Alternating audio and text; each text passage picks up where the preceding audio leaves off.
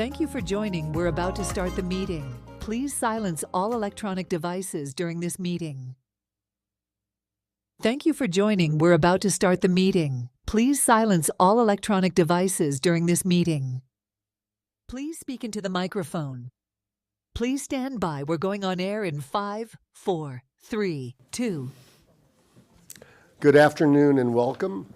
I'm Dan Gelber. This is the Miami Beach City Commission in the Miami Beach Convention Center while the renovation is going on in our typical chambers. This is the hybrid presentations and awards meeting of October 25th, 2023. Raphael, why don't you put out the Zoom information for anybody who wants to hear elsewhere? Thank you, sir. Good afternoon, everyone. During this hybrid commission meeting, the City Commission is physically present in the temporary commission chamber located at Miami Beach Convention Center, 1901 Convention Center Drive, meeting rooms 222 through 225, Miami Beach, Florida. The public is encouraged to attend the meeting virtually. However, members of the public who wish to attend the meeting in person may appear at the temporary commission chamber at the Miami Beach Convention Center. To participate virtually, the public may join the meeting by visiting the Zoom app on their smart device or at the web at zoom.us. The telephone numbers to listen to the meeting is 1-305-224-1968. Again, 1-305-224-1968. Or toll-free 888-475-4499. The webinar ID is 813-928-576-71 pound, 813-928-576-71 pound. Thank you, Mayor.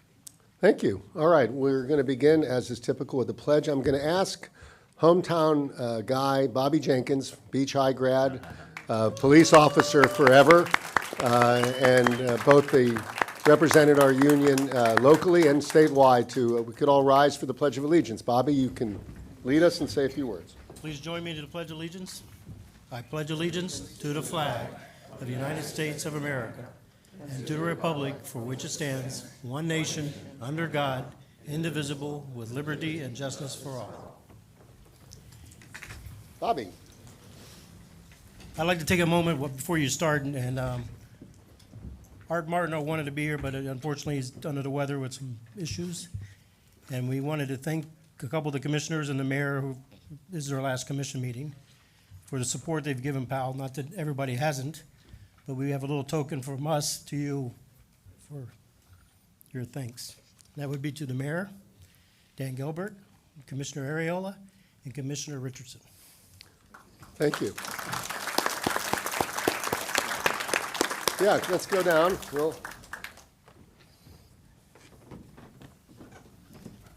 it going?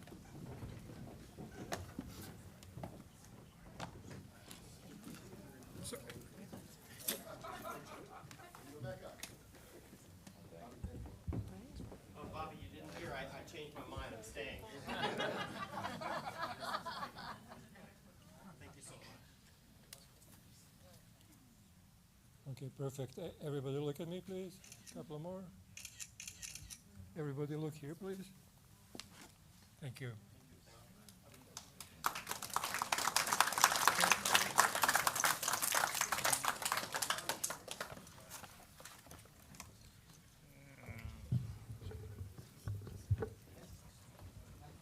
PA1 is proclamation to Dr. Ronald Shane, requested by Commissioner Rosa Gonzalez, PA1.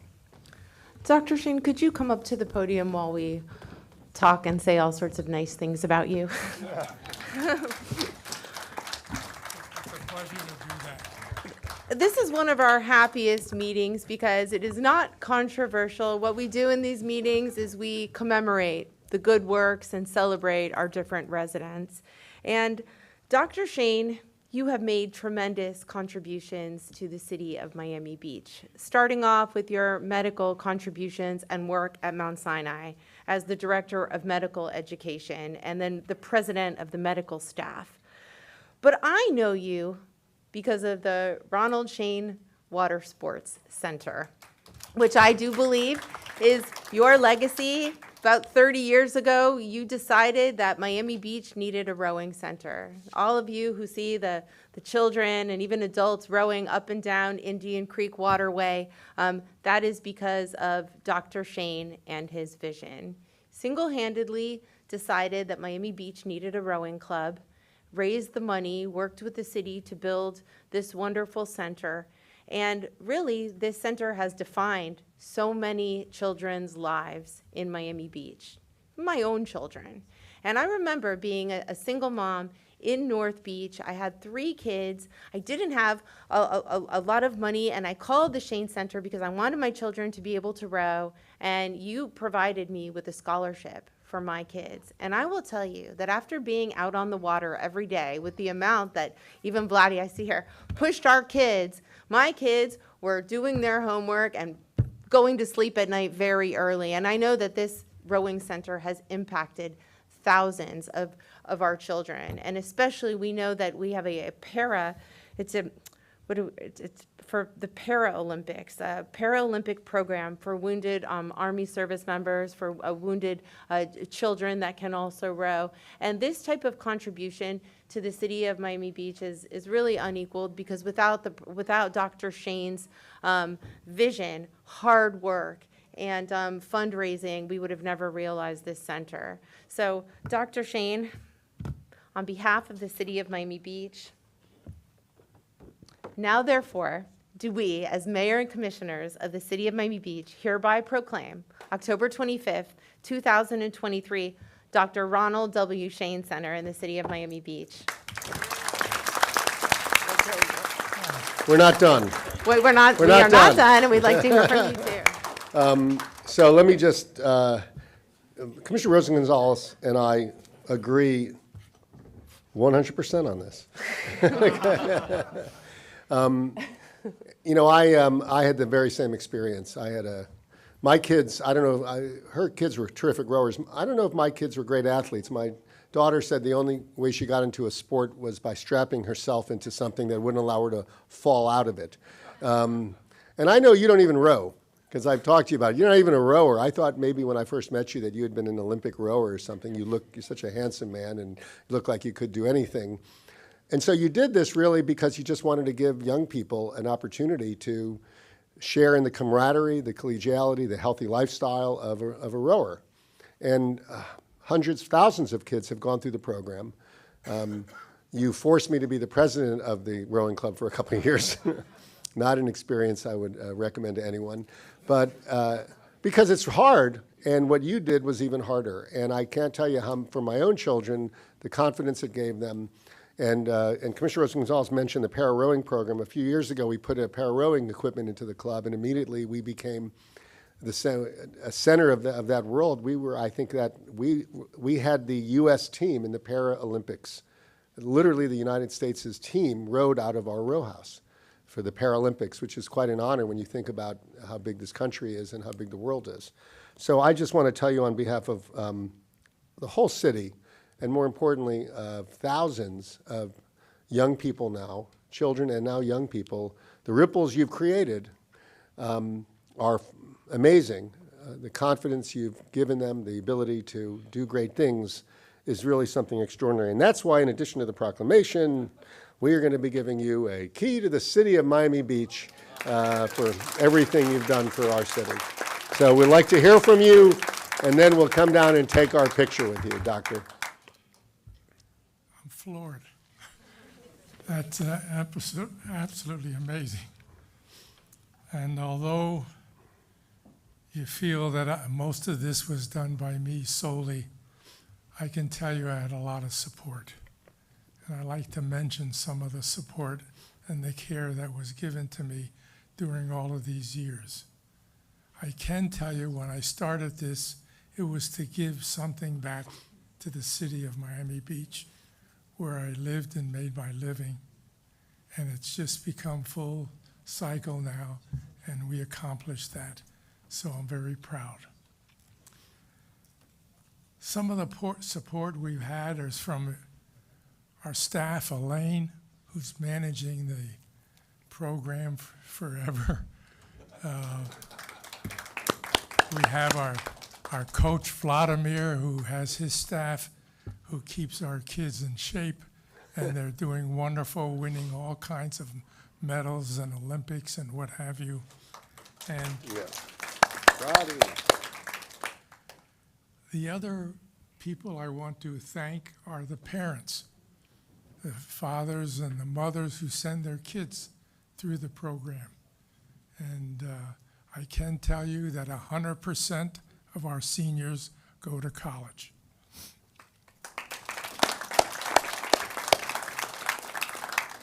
Also, I'd like to thank all the donors. You'll see our donor wall who contributed to the center.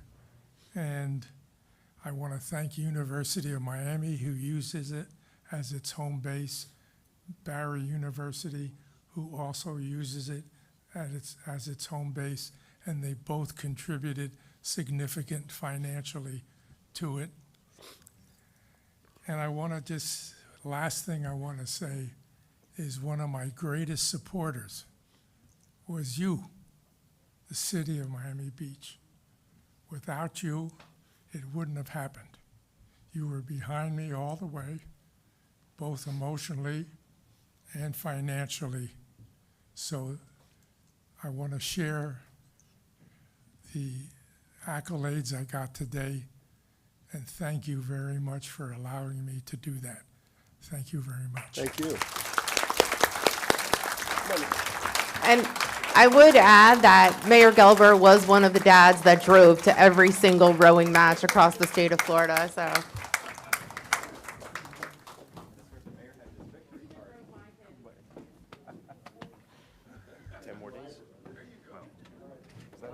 Right? No, 2 weeks.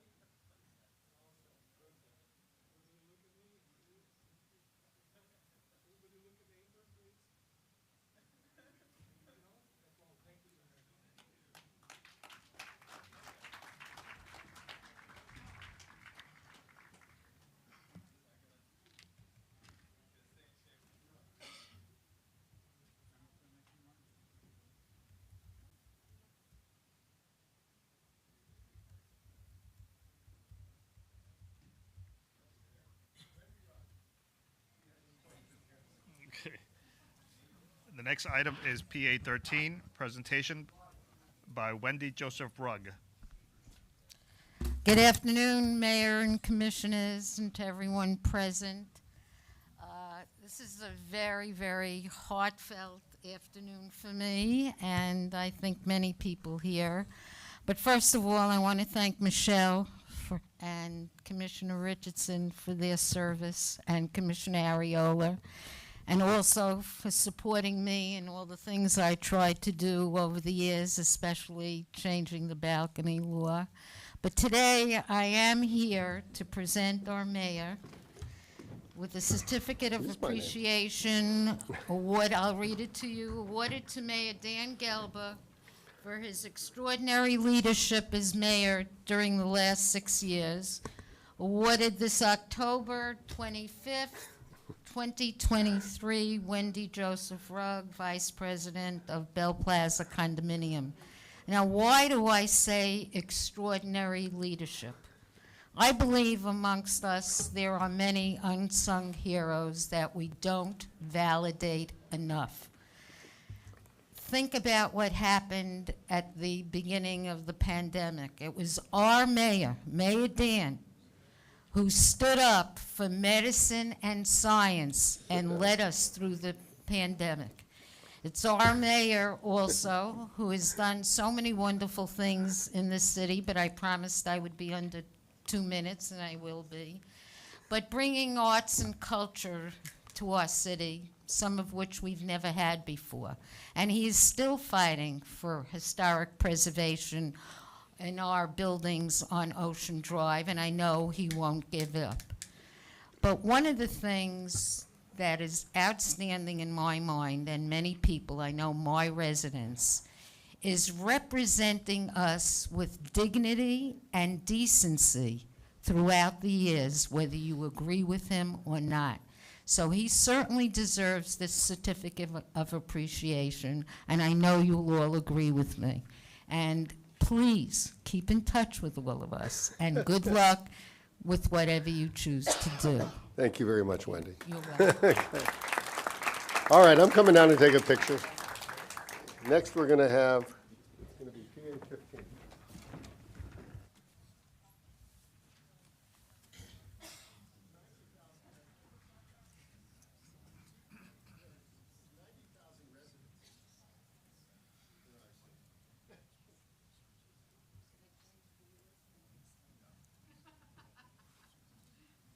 Okay, just a second to have the second row lined up.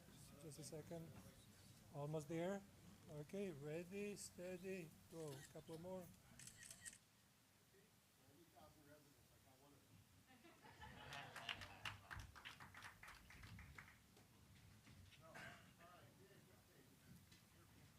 PA 15 is Sally Heyman, a plaque from Mayor Gelber.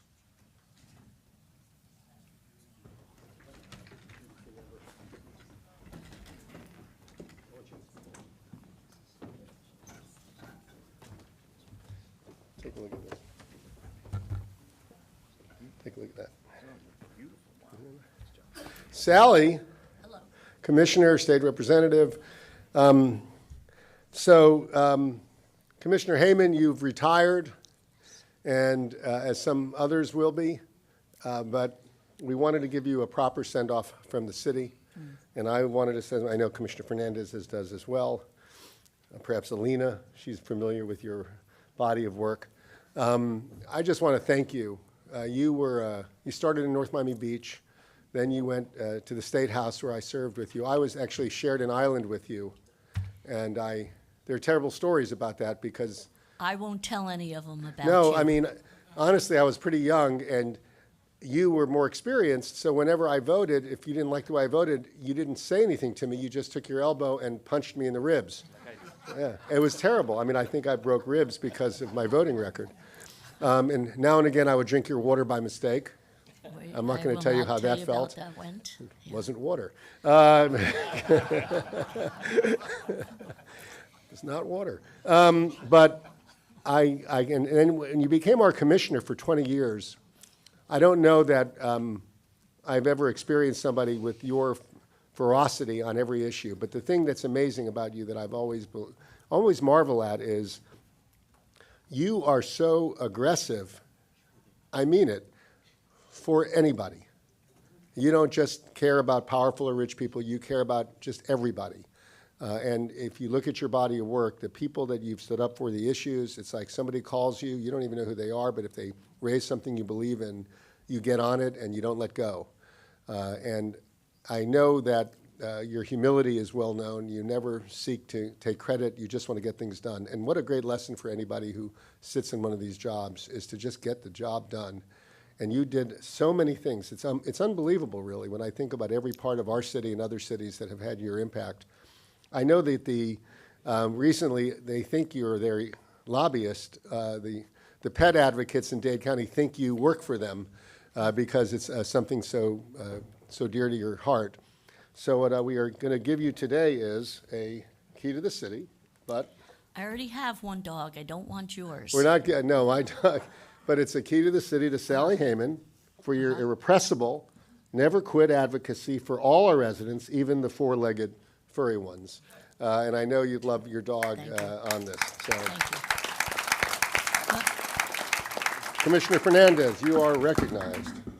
Thank you, Mr. Mayor, and I want to thank you for your leadership in recognizing Commissioner Heyman.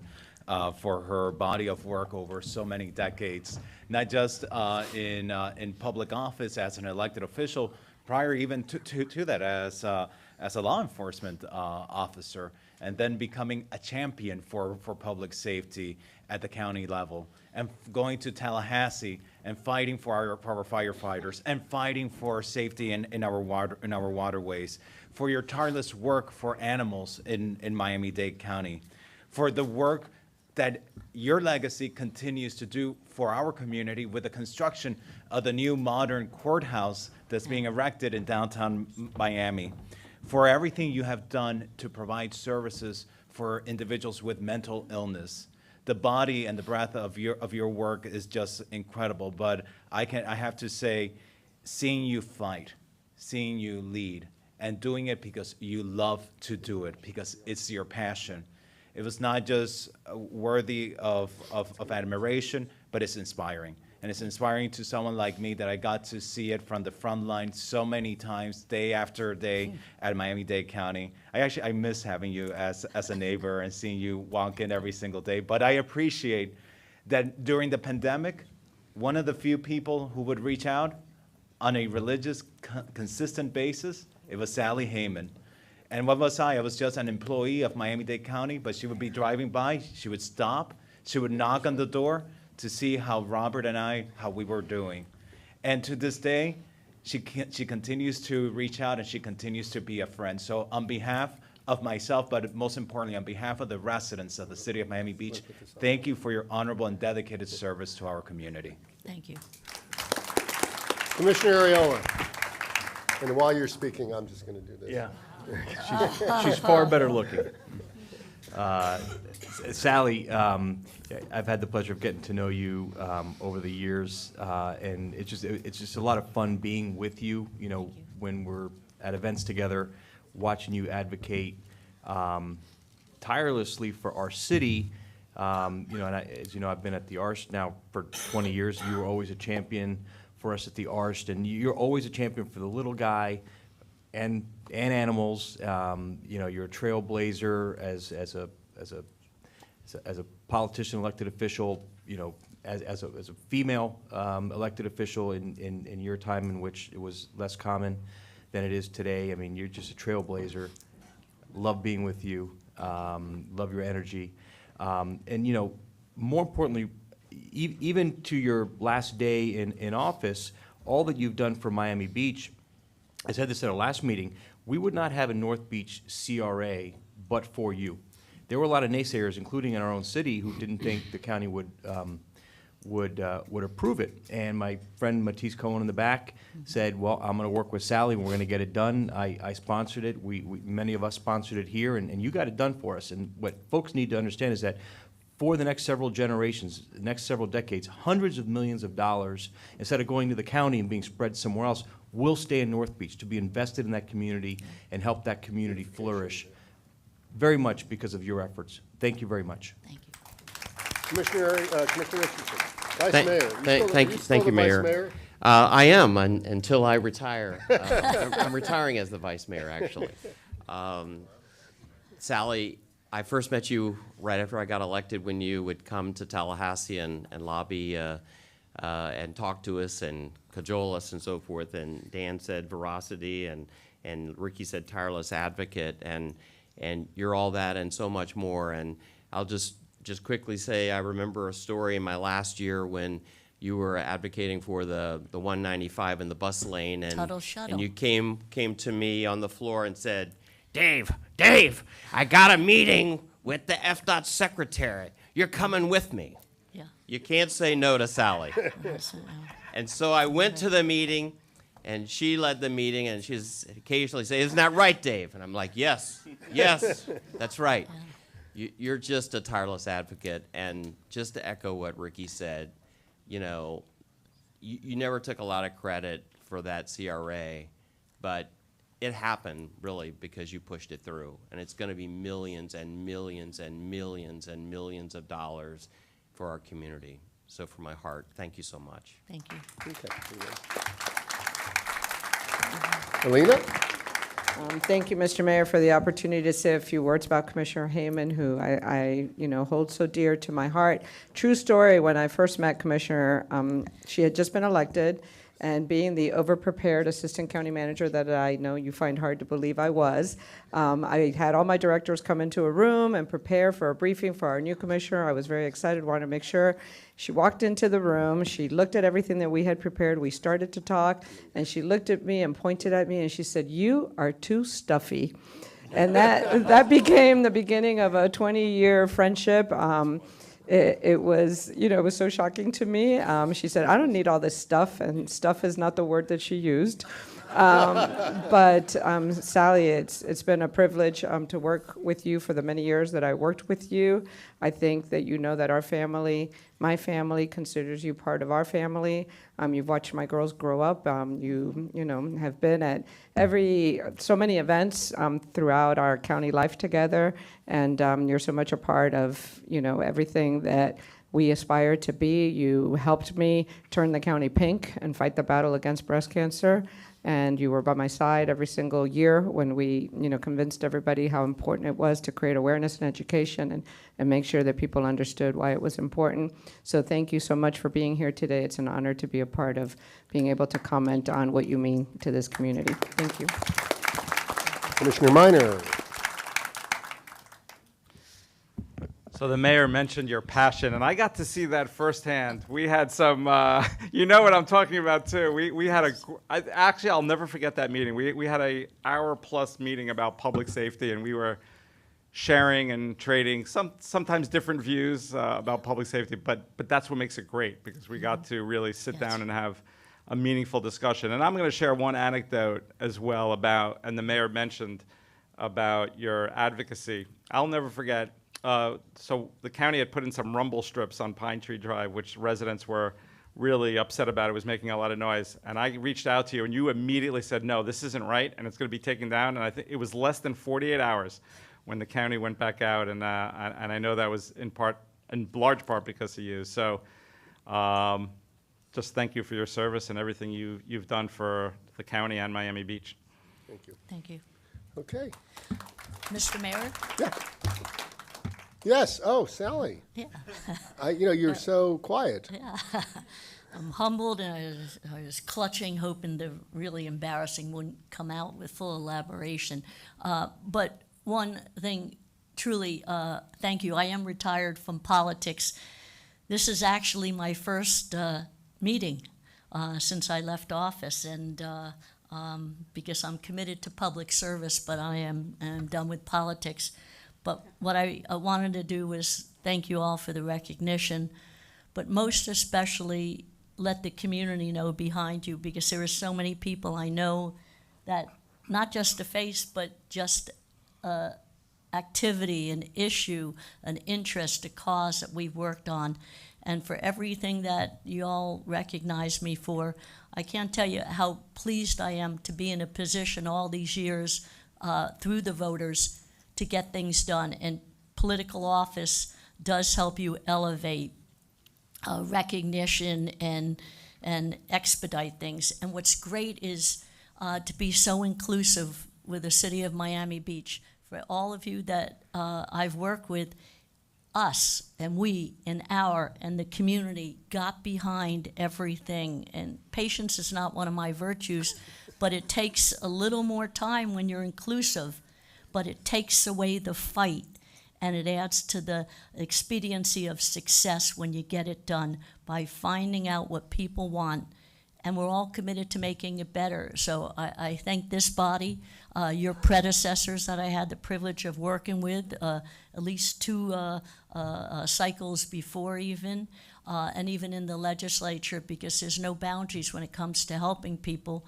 Dan would say it's good for Miami Beach, and I represented the North End, and it was good for any part of the ocean and the sands and whatever. And it truly has been my honor to serve the public, and I appreciate some of the issues you recognize me for. It brings back memories, but that's what we do. We listen to the people, and you say, is it going to make it better? Is it good for our community and whatever the jurisdiction is?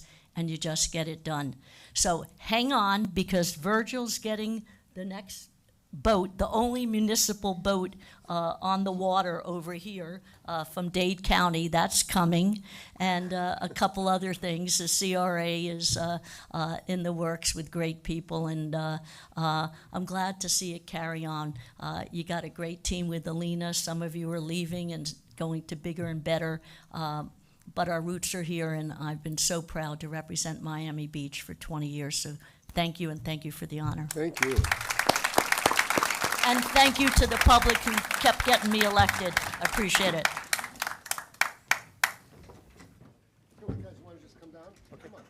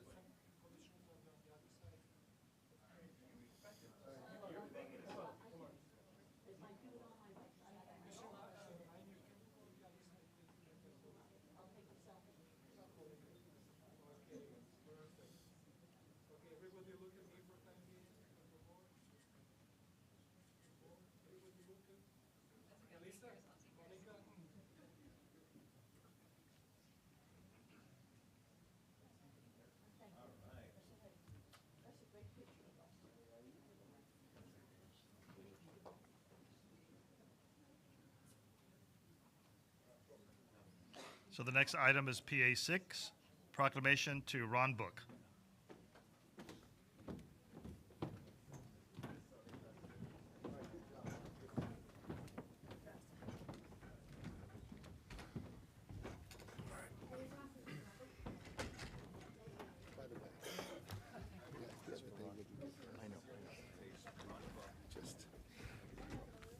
Okay. Want me to go, Mayor? Just for Yeah, Ron? yeah. Okay. Where is he? All right. Where is Ron? I see him. Come on up here, Ron. All right. A man who needs no introduction to this commission or this city or this community or this state. But I do have the privilege of reading to you a proclamation on behalf of the city to Mr. Ron Book. The list of his accomplishments and what he yet has to accomplish is too long to read. We could be here all night, so I'm going to just try to summarize some of the many things he has done and continues to do for our city, to advocate for us in Tallahassee, to advocate for us at the county, and all of his tireless work to help us solve and address our homeless issues here in our community. So Ron Book has been an instrumental force in the significant reduction of unsheltered homelessness in Miami-Dade County, demonstrating an unwavering commitment to over 26 years of his leadership roles, particularly as a chairman of the Miami-Dade County Homeless Trust, which under his guidance decreased homelessness by nearly 90%. Mr. Book's pioneering efforts in strategic advocacy, notably starting in 1993, were pivotal in establishing innovative funding and supportive frameworks, notably contributing to the creation of the Care for Supportive Housing and the implementation of groundbreaking policies that have served as a national model for addressing homelessness. The Homeless Trust, under Mr. Book's visionary leadership and profound dedication to humanity, has consistently received national recognition for service excellence, including multiple accolades from the United States Department of Housing and Urban Development, HUD, and pioneering achievements such as effectively ending veteran homelessness and initiating crucial programs targeting various vulnerable demographics. He's championed transformative initiatives and partnerships, expanding housing opportunities and tailored support services through collaboration with diverse entities, domestic violence shelters, while also promoting racial equity and influencing positive change in our community engagement and public policy. His unparalleled service to others and his proactive response to critical incidents, dedication to professional development among his staff, and proactive steps taken to ensure inclusivity and equitable access to resources have positioned Miami-Dade County Homeless Trust as a distinguished leader in managing crisis, including during the COVID-19 pandemic, and fostering an environment of empathy and action. His fervent advocacy for our city in the Homeless Trust's continuum of care, emphasizing community-centric approach to end homelessness and ensure compassionate support for the least, last, lost, and forgotten members of our society. And that's why today we're proclaiming October 25th Ron Book Day. It's safe to say at the end of your journey, the gates of heaven will be open to you, Mr. Book. Before you speak, Ron, I want to add a little bit, because I met you so many years ago in the legislature. And so we've had you wear a lot of different hats in town. You represent us, but we're really honoring you for the work you do for the Homeless Trust. But I know the work you did to protect our community from predators, which was pretty remarkable at a time when it was not easy to do that. But the other thing is, I don't know if people realize that, is there are so many philanthropies that you lean into, and you don't just help, you help enormously. And I know that because whenever I go there and I look at who's been giving a lot, it's always almost always you're at the top of the list of people who believe that it's important to give back. And there's so many of them, Bonacani, just so many different things that you dedicate yourself to. The work on the homeless is one of the hardest, because I think we watched our own city struggle with this over the last few weeks, over the last few years, but just on this last ordinance over the last few weeks, it's a very hard issue. Because frankly, the unsheltered, the homeless population is the hardest population sometimes to deal with, because there are not a lot of people advocating for them. It's quite the opposite. So to make the decision so many decades ago that you were going to be their advocate, and not just advocate, but try to address the problem in a meaningful way, in a long-term way, in a way that now is bearing the fruit of your efforts, is really something you should be very proud of, and I know our city is very proud of you. So thank you for your friendship, but also, most importantly, for the work you've done for this community that has very few advocates, and certainly no advocates like you. So, anybody else? Commissioner Richardson. Vice Mayor. Thank you, Mayor. I got to meet Ron right after I got elected to the House, and I remember my friend Joe Falk called you, Ron, and said, my friend David just got elected, would you meet with him? And you're kind enough to do that and give me some time and talk about some of the unwritten rules. Like, I'm not sure I needed this advice after all these business experience I had, but you said, you know, if you're ever going to flip your vote, give a lobbyist the courtesy, because you know you're counting, right? And don't leave me standing, you or anyone else standing, and a surprise. And I tell people today, you know, don't give me a surprise here unless it's my birthday or Christmas, you know, because I don't need surprises. So, but I quickly learned in Tallahassee, you're one of the best with your team, and you run a lean team, and I still to this day don't know how you all do what you do with such a small team, but you knock it out of the park, and I'm really proud that the city has you fighting for us in Tallahassee. So thank you very much from my heart. Commissioner Minor. So we've had some good heart-to-heart talks, which I appreciate. We haven't always agreed on the policy. I don't even say policy related to Miami Beach, but that doesn't take away from my appreciation for the efforts and hard work that you do.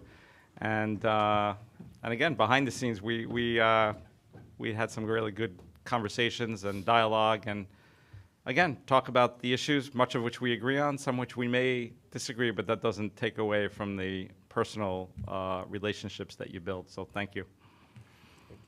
Commissioner Fernandez. Thank you, Mr. Mayor. And to you, Ron, thank you for your dedicated service spearheading the Homeless Trust.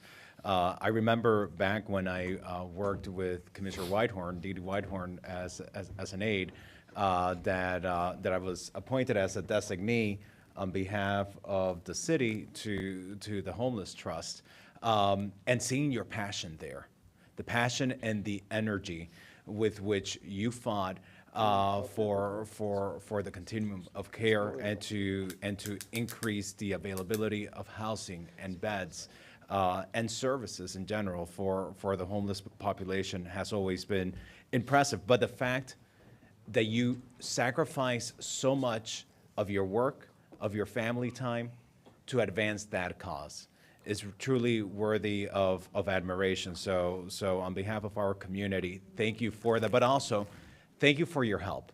Whenever I go to Tallahassee, you've been a true guide, helping open doors when doors otherwise would be shut, and helping us win fights and battles that we would otherwise lose.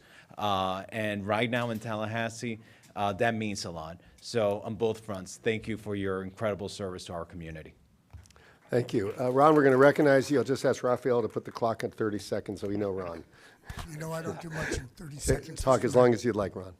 Mayor, Commissioners, I simply have to say, you stand here and you listen to the words and the meaning of them, and I know that they're real, and I thank you. I'm humbled. To each of you, we may not always agree, but it doesn't change the policy advocacy on any of our sides. We're all of us here because we want to make a difference in the community that we live in. To those that much is given, much is expected. And I try to, not just on the homeless space and Mayor, the fights that you helped us lead in the House and then in the Senate to protect children. You get a call one day and you find out that you have a child that was raped and molested. What do? You double your efforts down and you try to figure out what you can do to make a difference. I became pro bono counsel of the Florida Council Against Sexual Violence in September of 2001, 30 days after my daughter disclosed her abuse. Your help, your support in making the state a safer place is beyond anything that I can describe, because we still fight every day. A lot of people didn't think we were right last legislative session. Think about this 23 and a half years later, when we reinstated the death penalty for individuals who commit crimes against children under the age of 12. When you think about when we, and I'm going to turn to Vicki and Manny who are here with us, when we were struggling to find a solution for affordable housing for formerly homeless folks, that definition in the statute, and I turn to Representative Richardson as well, establishing an extremely low income boundary, if you will, for us to induce affordable housing developers like Carrefour, that Commissioner Arreola mentioned, to build from the ground up, and a set aside to do that. You forgot that you did it. It wouldn't have happened but for your tenacity and your aggressiveness. To Commissioner Arreola, and Eric is somewhere in the back. He hides in the back always. But your presence on the trust, your leadership, Eric's leadership, the differences we've been able to make. You don't come back here and ring the bell. Commissioner Fernandez, you didn't come back here and ring the bell any more than I stand to ring the bell, because what we do is from our inner self. It's about how you make a difference in the quality of life in the community. And to each of you, we're going to be there. And I see Michelle over in the left corner. She and former Representative Abrams were there when we passed the food and beverage tax. I got engaged back then when Michelle was a legislative aide to Mike. I got summoned to his conference room, Dan, because there were a bunch of community do-gooders who didn't have much use for lobbyists, but needed real help. And it was Alva Chapman, and it was Archbishop McCarthy, and it was Monsignor Walsh, and it was Rabbi Schiff, and it was Oz Howe, it was Jack Peoples, and Alex Pinellas, all looking to figure out, with a Republican Senate president at the time, because it was Andrew Crenshaw who was the president at the time. Nobody remembers those things, and nobody runs around taking the credit for it. But some of us remember, Michelle, how that happened. I went into that conference room. I didn't know, I knew Monsignor Walsh. I had met Archbishop McCarthy. I certainly knew Rabbi Schiff. Most of these folks are now gone. But it was that encouragement that got me to aggressively, in a pro bono way, work to pass that tax. That tax, at the end of the day, will ultimately lead to an elimination of all of these unsheltered people on Miami Beach and throughout the balance of our community. We are continuing our fight to buy more units of housing, and not on Miami Beach. The goal is not to put people in places that, if you will, can't sustain themselves in housing. But when I come before you, I come with honesty, I come with integrity. It does not mean, and I look at all of you, and including several of you that have not necessarily supported things that I've advocated for. It doesn't change your commitment to the community. It doesn't change how you feel or what your dedication is. Difference of opinions, Commissioner Minor, you're correct. We don't have to always agree. It doesn't change your level of interest in, if you will, providing a better place for people who just weren't where they needed to be when they needed to be there. Is it mental health, Commissioner Fernandez? Is it drugs, alcohol? It's all of those things that contribute. People like me didn't understand 30 years ago why someone wouldn't come in off the streets if you offered them an opportunity to be housed. I didn't understand it. It took me the longest time banging my head against the wall.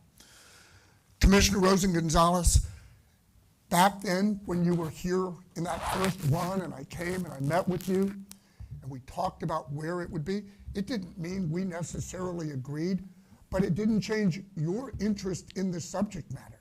We don't all have to agree. It's those difference of opinions that give us a better opportunity. You talk about my firm, Commissioner Richardson, Vice Mayor Richardson, and the smallness of it.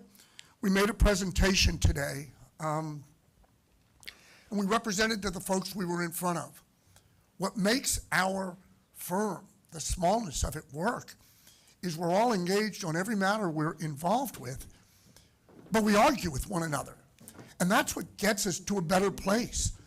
The reason that we ultimately solved part of the anchoring problem out here for so many of your citizens was because we argued amongst ourselves. Commissioner Richardson, you were in the House when we did it. We didn't solve the full problem, but we got a bunch of it done. We got a bunch of it done when we didn't represent Miami Beach. That wasn't part of the equation. We got calls from several of your citizens, people who still live here, with boats 20 yards from their dock. You got to work to make a difference. And I say to all of you, Commissioner Dominguez, we haven't had the opportunity to spend a lot of time. I appreciated the support that all of you gave to putting the issue on the ballot, because that's the end of it. We will be done. I have a commitment to this city, not because I represent you, but because it's the right thing to do. And I wish that Alina was back out here. Is she in the back? Can she hear me? I got to tell you, the level of understanding by the city administration, the dedication of the staff that she leads is second to no place in this community. Again, it doesn't mean that we always agree. But I came here, Mayor, Commissioner Arreola, as you know, with a piece of 8x10 blank paper. And I said, tell me what you all want. Commissioner Fernandez, that commitment remains. It's not going to change. We're going to get it done, and we're going to finish it. and we're going to finish it for the right reasons. And I want to say one other thing, Dan. The Bonnet County Fund, Best Buddies, which really lives on Miami Beach. They may have their offices in downtown Miami, but they live and breathe here. The level of compassion and understanding and philanthropy that comes from the people of Miami Beach is second to no place else in this community. There are lots of people that do a lot of things. I don't meet 99% of the homeless folks that we help and all of the formerly homeless. But the fact that one of those formerly homeless folks works for that police chief back there, that Bo Hall, that you all took a chance and hired a guy who your police officers used to arrest on the streets of this city on a regular basis, speaks volumes for what this city is. Thank you. I'm humbled. I'm honored beyond anything I can say to you. Thank you. You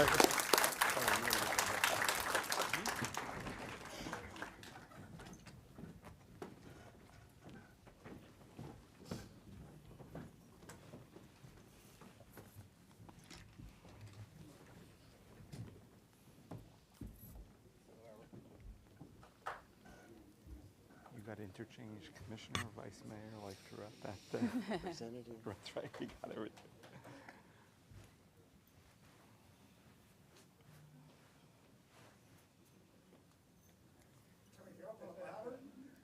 Would you look at that already?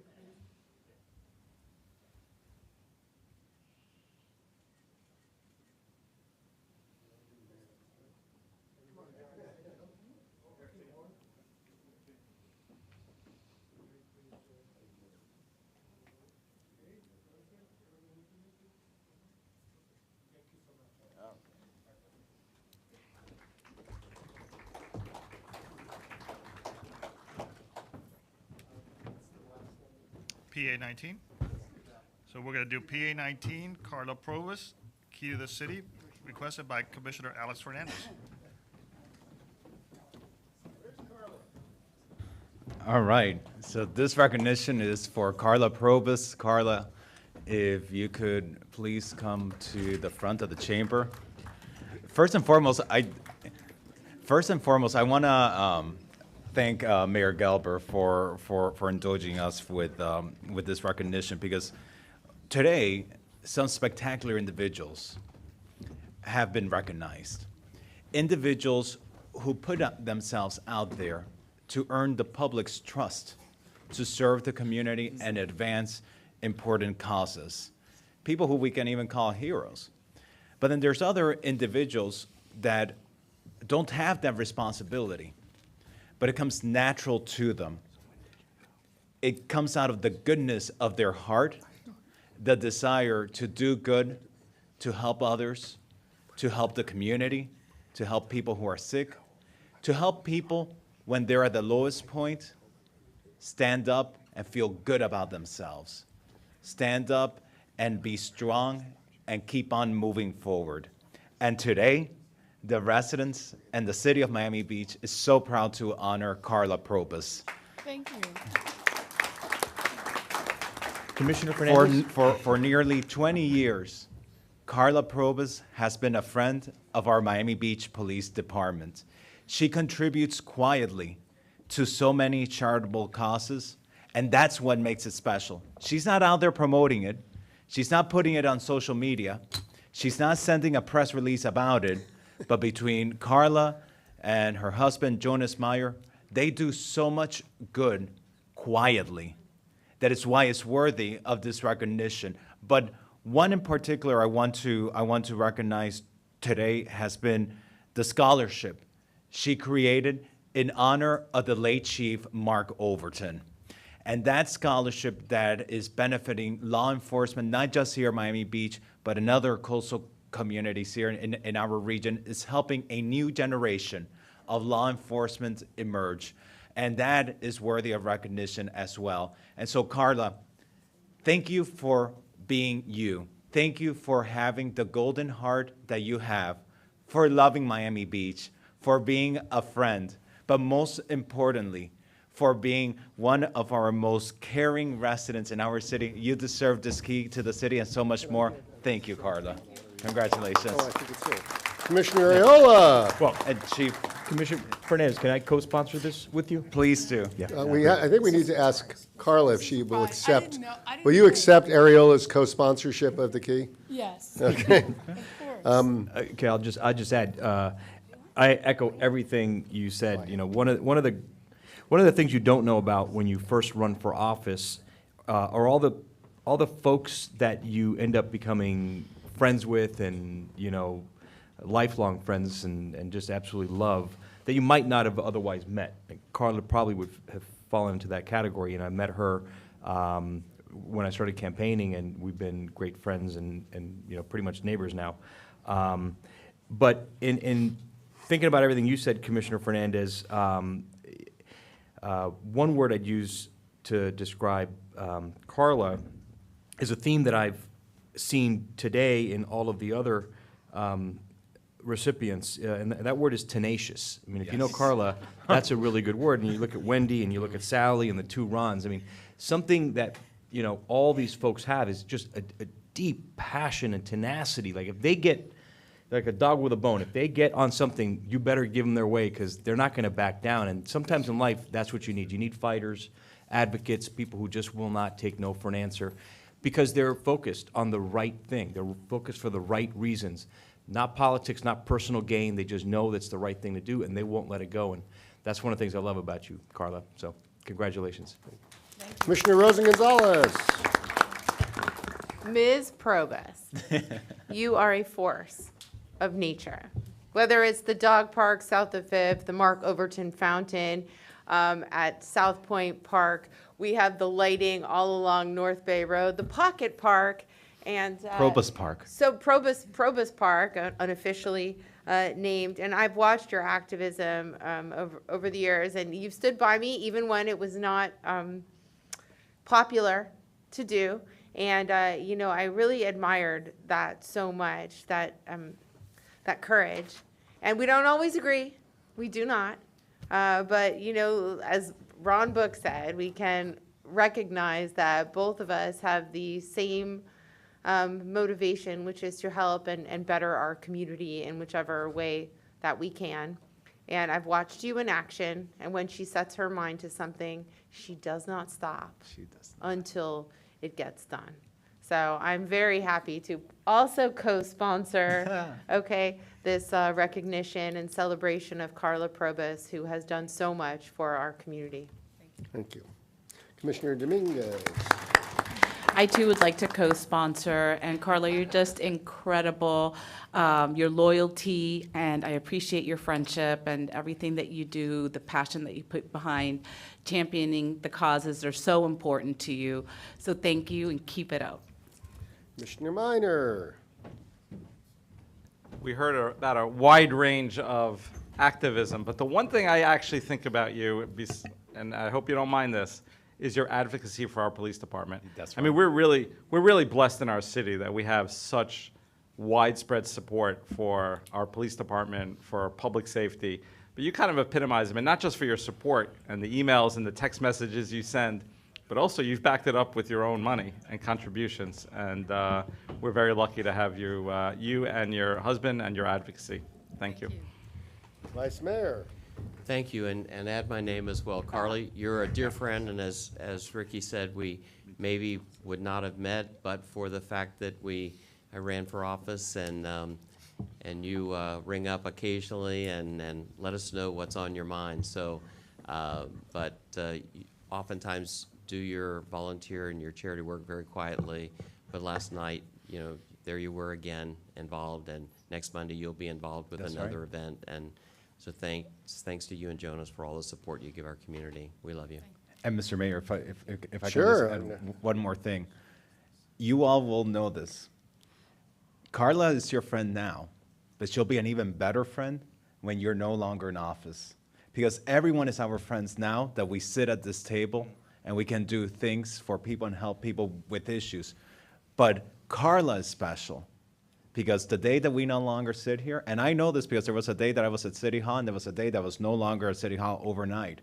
But the one person that was always there every single day, it was Carla Probus. And that makes her such a special, not just resident, special human being. Okay, I guess you're okay. I guess you guys have made a very good argument. I'm going to give her the key. I just want to say, Carla, I met you probably a little before I became mayor, but it's all of this is true. But the thing that I think people have to understand is you are, first of all, very difficult and very incessant about a lot of issues. But every one of those issues is always about somebody else. It's never, ever about you. And I think that's the point that needs to be made, is that your desire to get something done, to achieve something, is always for another person. It's always for an issue that helps someone else, and that is a great measure of you. So although Jonas is still number one, obviously, you're a very close second and number one to the city. So we're really proud to be able to give you this. So we'll all come down and give you the key. Although, why don't you say something? Yes. Chief, do you want to say something? Yes. No, you go first, Chief. Thank you, Mr. Mayor. I met Carla almost 2 decades ago when I was a sergeant in charge of our community affairs office, and she probably called me every day with a problem, every day with a problem. And she took me on a walk one time just behind Nikki Beach, and there was this overgrown vegetation there. And she swore to me there were homeless people living there, it's railroad crime and all this little stuff. And I'm like, this woman is crazy. It's crazy, absolutely crazy. But sure enough, she got all the city departments together. They cut the vegetation back, and it was a homeless encampment. And this sort of sums up the tenacity I just heard about, the difficult person she can be and is sometimes. In the most loving way possible. Yes, and that's why we love her, right? I'd add a couple of adjectives to it. She's also incredibly loyal, I think, and the most selfless person I know. And I love her for all that she is. Congrats. Thank you. Carla, you're recognized. Ms. Probus. So Alex didn't tell me what was going on. He said I was coming to support someone else who was getting an event today, so I guess he thought I wouldn't come.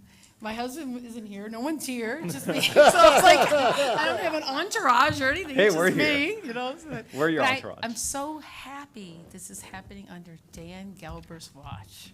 Thank you. Because I know what a fan you are of mine. So I just want to make sure. I'm just so happy that it's happening when you're under watch. So anyway, and thank you so much, Alex. As everyone knows, I was Alex's best man. And I love him so much. And I'm so proud of you, Alex, and everything. I accept the key. I don't really deserve it, but I'll take it. Yes, you do. Thank you so much. Thank you, Carla. All right, let's all go up. Come on.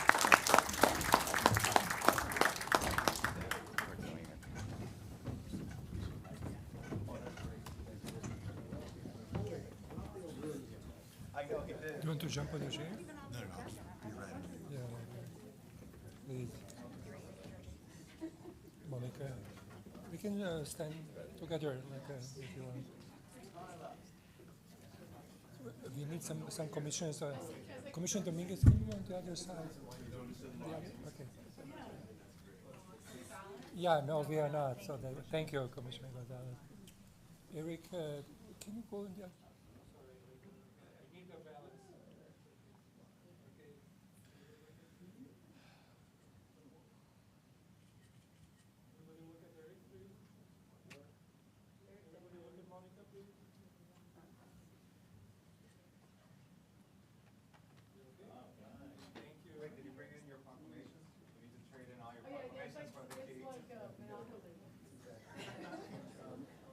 Thank you, Rick. Sorry.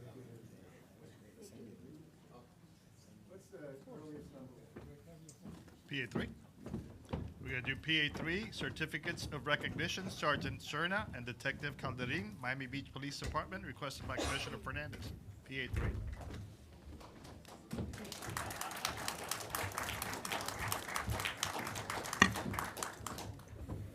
Thank you. And I'm so proud to be sponsoring this because we're recognizing so many incredible individuals who have supported law enforcement. And these individuals like Carla Probus, who we just recognized, support law enforcement and support our police department because of the incredible work that the men and women of the Miami Beach Police Department do every single day. And in March of this year, our police department initiated an investigation involving an individual who targeted women in our community. This case was cracked through a detailed analysis of closed-circuit television footage and license plate reader data. Sergeant Serna and Detective Carderin worked diligently to identify and connect the suspect vehicle to its registered owner. Subsequent investigations unveiled a similar incident in the area, and in cooperation with the City of Miami Police, they identified a matching modus operandi. Our detectives executed a warrant confirming the subject's presence at each crime scene. The subject was eventually located, arrested, and subsequently confessed, leading to the discovery of additional victims. The unwavering pursuit of justice that they exemplified and their investigative work in this case deserves high praise, deserves our recognition, because there are people out there who today could still have been victims of this criminal. But thanks to your dedication, thanks to the work that you did, thanks to the support of your department as well, this person is now arrested, and I think people can probably sleep better and feel more comfortable in their community because of the work that you did, and that matters. It matters to our community because safety is our top priority. But it's our top priority because you do your work and you do it well. So on behalf of our residents, thank you for making our community safer. You deserve this recognition and so much more. Chief Jones, I recognize you to elaborate. Thank you so much, Commissioner. Thank you so very, very much. You know, Dave and Jenny are heroes among heroes. This fella, this really, really bad guy, is a predator. Mm-hmm. We are safer tonight because he's still in jail. He can't get out. And his victims expand far beyond Miami Beach into the greater Miami area and had been doing this for quite some time, but not for their hard work and diligence, but not for who they are in terms of never giving up on an investigation. He would like to still be out today victimizing women. And so I am grateful to my two heroes, Jenny and Dave, and this community is safer because of heroes like them. Thank you. Sergeant Detective, I don't know if you guys would like to say anything. A thank you to the residents who allowed me to get into their house and review their videos without knowing me. And to my great team, that this was really serious and we put some work into it and the bad guy is put away. I had a lady, I asked to review her cameras. She asked me to come in her house. And she said, Detective, I have to leave. When you're finished, go out the back door so we won't leave the front door open. I had another gentleman who didn't know how to look at surveillance on his phone. He said, Detective, take the phone with you and come back after you retrieve what you need. That's really good. That's really good. And with the support of the residents, it's really good, and my team, we can catch anybody, we think. Yeah. I love that. Thank you. I'll be very brief. I have the pleasure of leading this team. We are very bombarded with work, and this case actually developed out of nothing. We really didn't have anything to go off of. So Dave really took it upon himself to make sure that he was going to turn every stone, and he did. It took us some time, many hours, and hard work. But that's who he is, and that's who my team is. And this definitely was a team effort. This isn't something that we did just the two of us. Like I said, I'm very honored to work with this team. So they are very, very well deserving as well, so they need to come up here and celebrate with us. Detective Suarez and Corvo, please. Thank you. You all are the reason that our residents feel proud to live in Miami Beach. A safe community like ours is thanks to the work that you do. And Sergeant Serna and Detective Carderin, I think our community should know this. Sergeant, you've been with our department since 2005. So soon it'll be 20 years. Detective Carderin since 1995. And that is a lot of years of service to our community. So independent of this, you're worthy of this recognition because of your dedication to the city of Miami Beach, but to this exemplary police department that it truly is the best police department in the nation. Thank you for your service.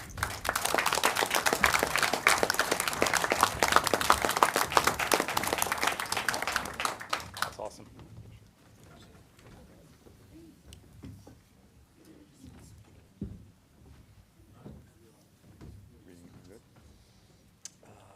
Arnold Schwarzenegger's new book. Really? Yeah, it's good. It really is. Yeah. That's funny. Yeah. And then the Musk behind that too. Yeah, Musk, almost. It's good.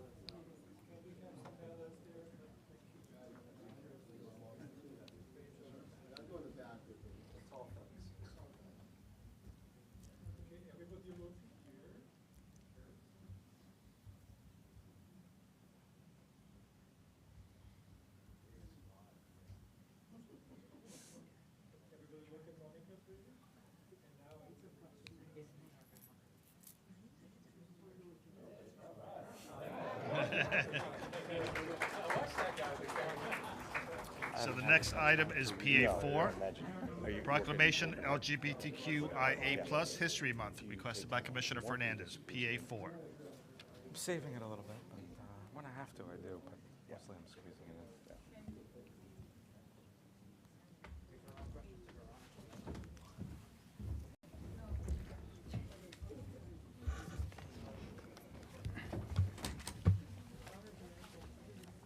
Thank you.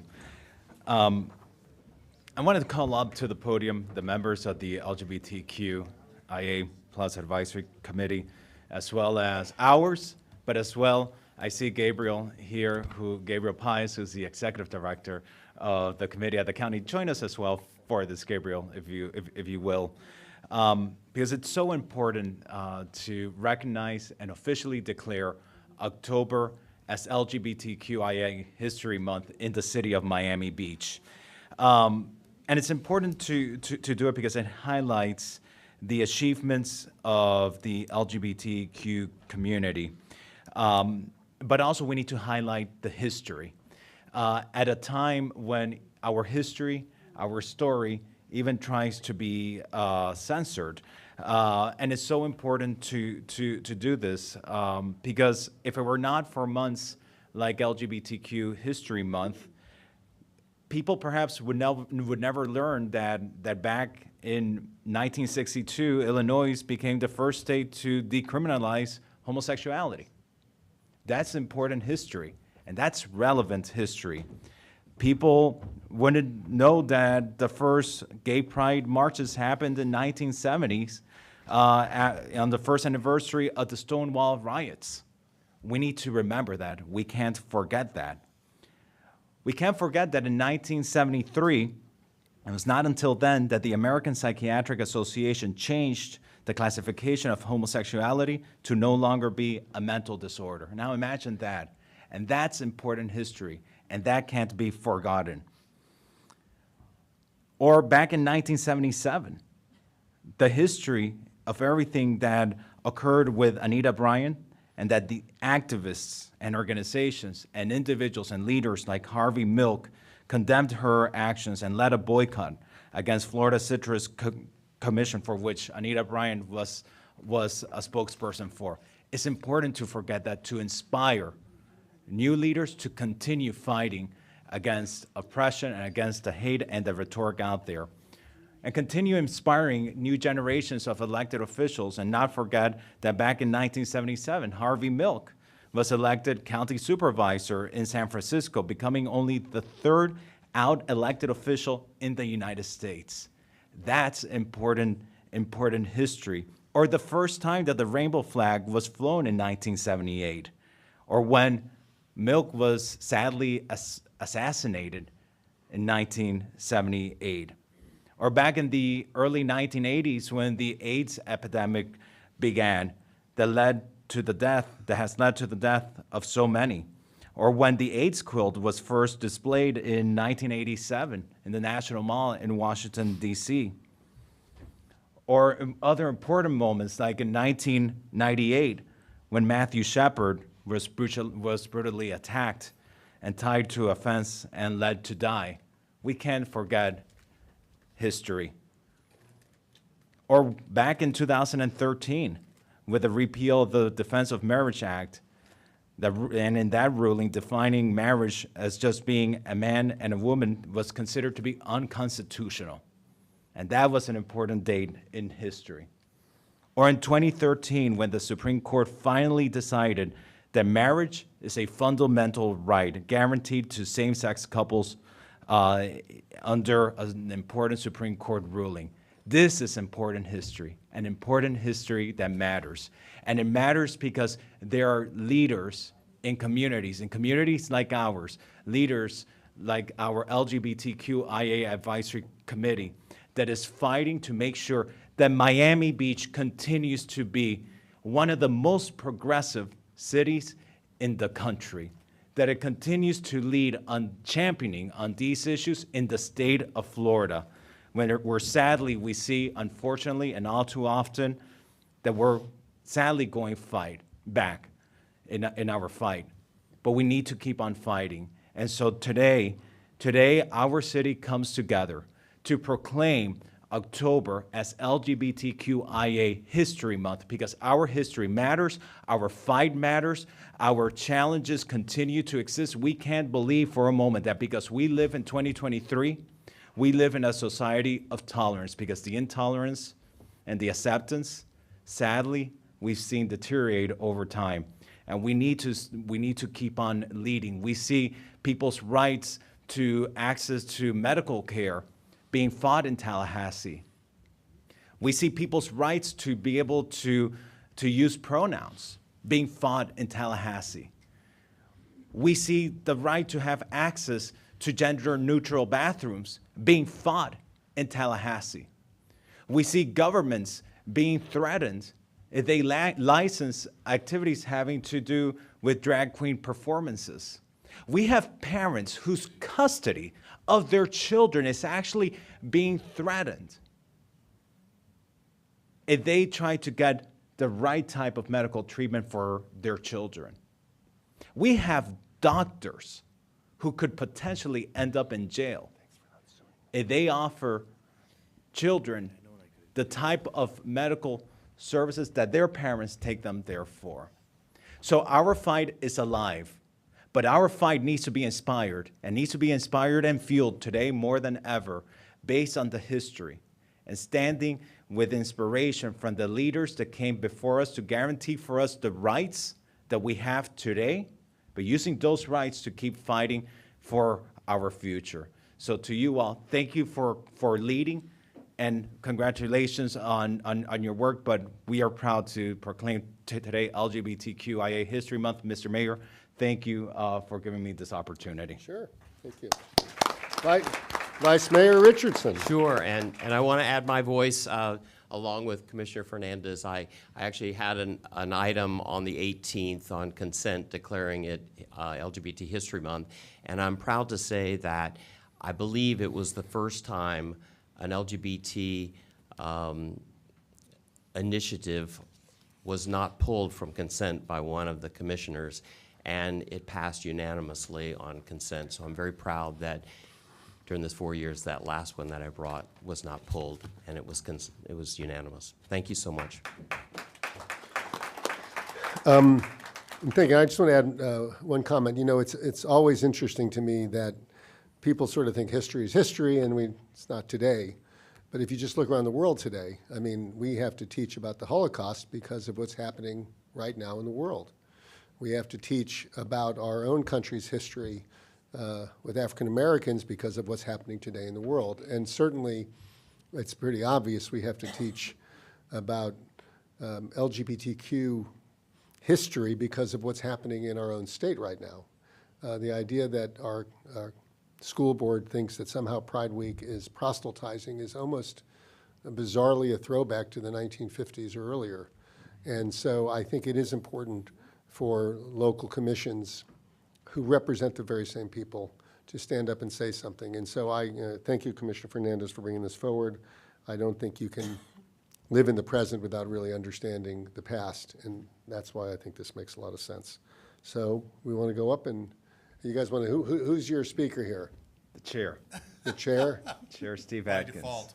Steve? Well, those are powerful words, and I want to express on behalf of the committee, because you appointed us, all of you, our gratitude for putting us in this position and certainly advocating on behalf of the city for not just the LGBTQ community, but for everyone.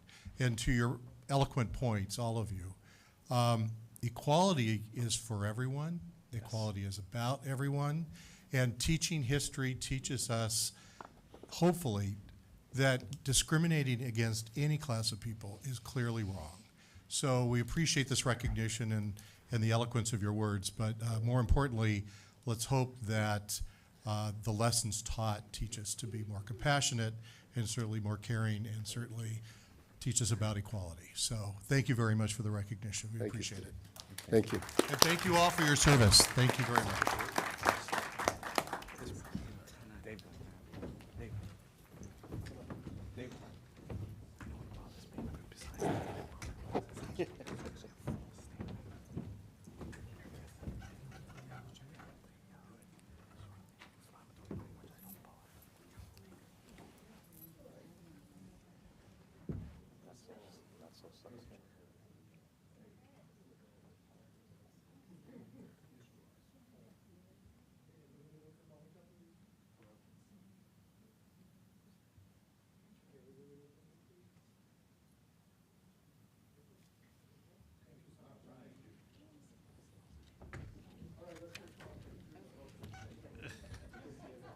The next item is PA 7, proclamation Gerald Posner, requested by Commissioner Ariola. Great. Congrats. We'll wait for the mayor to come up. Everyone take their seats. Gerald, why don't you both come up? You're a tag team. All right. Well, I want the mayor to get up here because he needs to hear some of this. So I think everybody knows Gerald. For those of you who don't know, I'm going to tell you a little bit about him and some of his accomplishments. But you know, I think it's safe to say he's probably, you know, certainly one of the leading, if not the leading, you know, Miami-based author, journalist, investigative reporter, TV personality. You know, you name it. You know, he's there. Does really interesting, cutting-edge, provocative work. You know, sort of a man after my own heart in a lot of ways in terms of, you know, the willingness to speak his mind and advocate for what he believes, and a lot of what his beliefs are based on is, you know, very thorough research and going against the crowd when there's pressure to conform is, you know, why I wanted to acknowledge Gerald this evening. The other thing that I think we should all know about Gerald, and if we don't know this, is that he was one of the founders, the principal founders of SOFNA, which really is one of the model neighborhood associations for advocacy and resident you know, communications and support in our community, and he was one of the founding members, maybe the founding member of that neighborhood organization that a lot of today's neighborhood associations in our city have modeled themselves after. So, but what I want to tell you folks about Gerald, I'm going to read some stuff, and I want you to listen, Mayor. So Gerald Posner is a distinguished author, investigative journalist, and a relentless pursuer of truth. Has devoted his career to unveiling the stories behind some of modern history's most complex narratives. Mr. Posner's deep-seated dedication to investigative journalism is vividly depicted in his critically acclaimed books, including Case Closed, where he delved into the intricacies of the JFK assassination, challenging widespread conspiracy theories with meticulous fact-checking and research. His pursuit of objectivity and evidence over speculation stands as a testament to his integrity and skill. In his book, Why America Slept, he fearlessly explored the pre-9/11 intelligence failures, and in God's Bankers, he exposed the financial indiscretions within the Vatican, demonstrating his ability to traverse sensitive topics with finesse and bravery. His investigative prowess continues to shine in pharma, where he confronts the pharmaceutical industry's dark underbelly, reflecting his ceaseless commitment to public awareness and truth. Amidst the coronavirus pandemic, Gerald Posner once again proved instrumental in providing a breath of fresh air with his coverage, refusing to kowtow to the mainstream media's often politicized narrative. He distinguished himself by questioning widely accepted stories, pushing back against corporate media interest, and diligently seeking out facts, even when they went against the grain of popular opinion. Mr. Posner's unyielding dedication to the core principles of journalism sheds light on untold stories, giving voice to the voiceless, and demanding accountability where others have previously failed and feared to tread. His work goes beyond the surface, breathing life into the ethos of investigative reporting, and his career stands as a beacon of inspiration, urging us all to question more deeply, seek more earnestly, and never cease in the pursuit of an authentic story.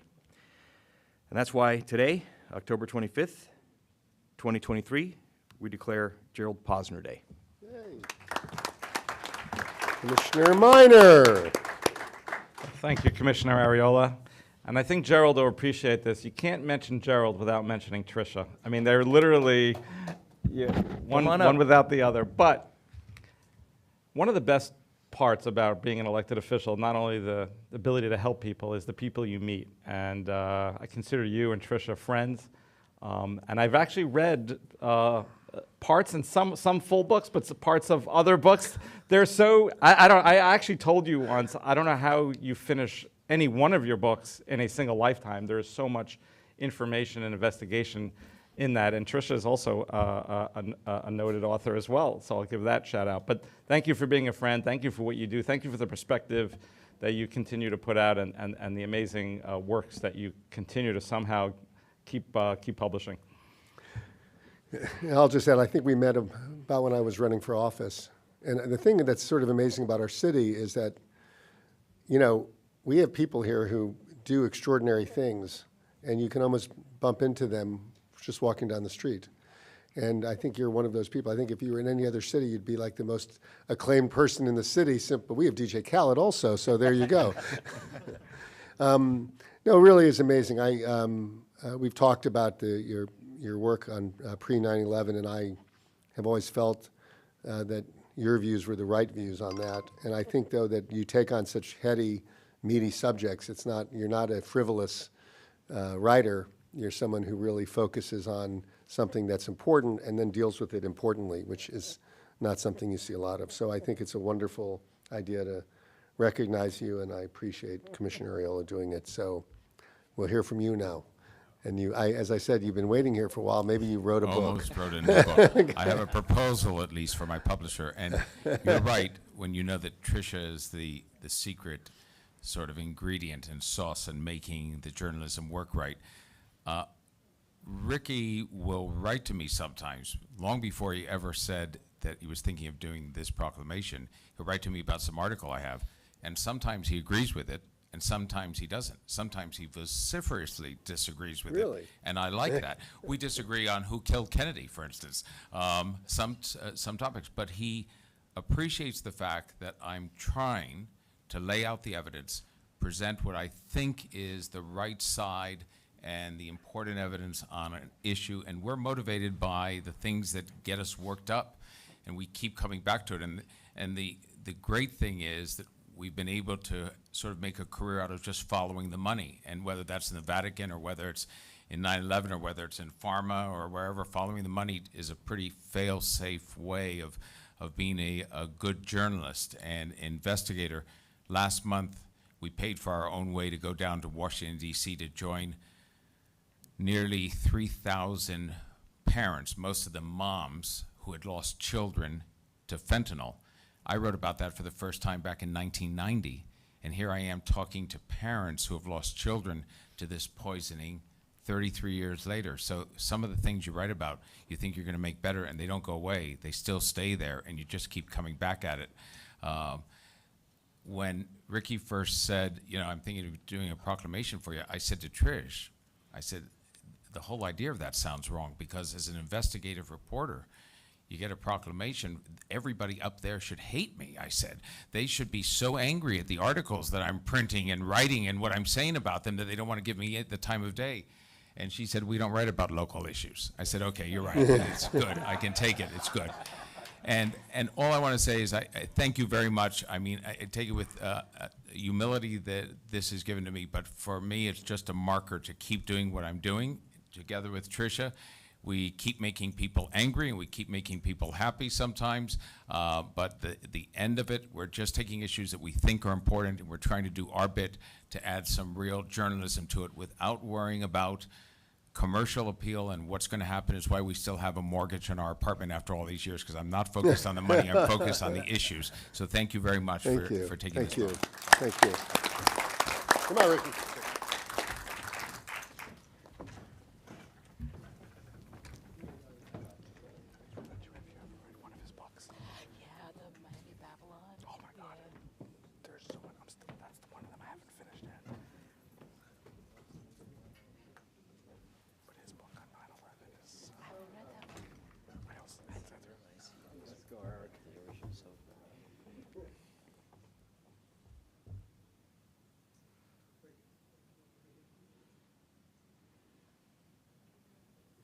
All right. How about with Tricia? Great, Tricia. Dan, you need.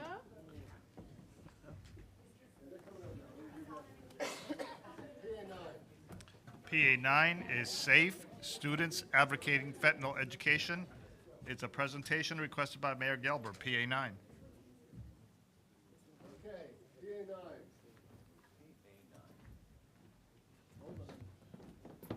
Hold up. I happen to know you're not related. These are two high school seniors who have been working on a project, Students Advocating Fentanyl Education. And we brought them in to not simply give them a proclamation, but really to give them an opportunity to talk a little bit about their program, which I think is something that's really interesting. So, and I think Gerald just mentioned it, so here we go.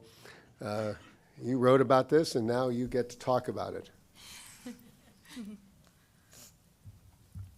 Okay, well, thank you so much for having us today. My name is Stella McClaney, and I'm a senior at Miami Beach Senior High School. And I'm Gabby Lieberman, and I'm a senior at Ransom Everglades High School. So it all started about a year ago when I was walking to my AP Psychology exam. And I was walking to my door, and a friend approached me. And he looked at me and he said, "Wouldn't it be funny if I took one of your ADHD medications?" And I was like, "No, you can't do that. They're not yours. They're not prescribed to you." And he was like, "Well, you take them all the time. They must be safe. Like, why can't I just take it to help me focus?" And I said, "Do you not know about fentanyl?" And he looks at me and he goes, "What's fentanyl?" And I think that's where it actually started. So we all know someone with a peanut allergy, and we know even the smallest exposure could be lethal. But we know this because either they or their parents advocated and educated the ones around them about their allergy. We want to do the same thing with fentanyl education. We want the risks associated with fentanyl in counterfeit pills to be just as common knowledge as peanut allergies. Because if you're allergic to peanuts, you're not going to take a Reese's peanut butter from a friend. We want our peers to know not to take a pill from a friend. Could you do our presentation, please? PJ. Thank you. The next slide. Thank you. This 16-year-old cheerleader thought she was taking a painkiller. Next. Say next slide loud. Okay. This honor student tried half a pill she thought was a prescription drug. Next. And this star football player thought he bought a Percocet off of Snapchat. Next. Within minutes of swallowing those pills, all three were dead. Next. Sienna, Haley, Marco, and thousands of other students across the globe had nothing in common, except for this. Fentanyl. Next, please. Fentanyl, a poison so powerful that even the dose the size of a grain of salt can kill. Next, please. You're probably thinking, that sounds really dangerous for people who use hard drugs, but I don't have to worry. Next, please. That's what Tiffany and Jessica thought, up late studying for an exam. They bought an Adderall off of Snapchat, what they thought was Adderall, and minutes later after taking it, they died. Jessica died, and then Tiffany died later in the hospital. Next, please. Noah Rodriguez's mom also thought she didn't have to worry, but just a few months ago, she received the most frightening phone call of her life. We're gonna skip this video just for time constraints, but it's her telling her story.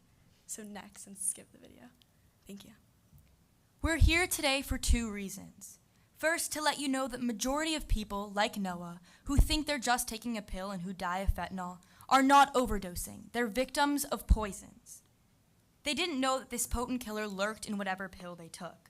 Their death was just as much as an accident as a car crash or being struck by lightning, but the odds are much greater. Next. In fact, the odds are incredibly scary. The DEA says that 6 out of every 10 fake pills contains a lethal dose of fentanyl. What's even scarier is since we've made this slide, the DEA just updated this statistic to 7 out of every 10 fake pills. So that means if you dip your hands in a bowl of M&Ms and pull out 10 of them, only 3 are safe to eat. Which ones are they? You can't tell. Next, please. So only take medicine you got from a pharmacy, not from a friend or for Snapchat. Anything now these days is like playing Russian roulette with your life. Next. The second reason we're here today is to let you know about what can only be called a miracle drug. And once you see it in action, you'll know why. We're gonna skip this video also for time constraint. So in this news story, we see a deputy inhale just a tiny amount of fentanyl.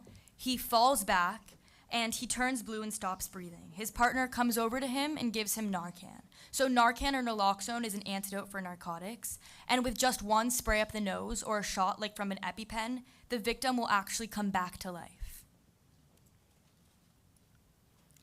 Next. We're just skipping this video. Just a few months ago, the Miami-Dade County Public School Board voted to place Narcan in our schools in case of an emergency. This incredible step forward will save lives. Next. But you and I know the real danger is a place where we're more likely to try something new, so like high school parties and high school hangouts. We want our peers, our teenage friends, to bring, and our community, to carry Narcan in their purses, in their backpacks, in the glove compartment of your car. Because it's as easy to use as a nasal spray, and it possibly could save a life. Next, please. We want this to happen so no one in this room ends up like the thousands of other teens who thought they were just taking a pill. Next.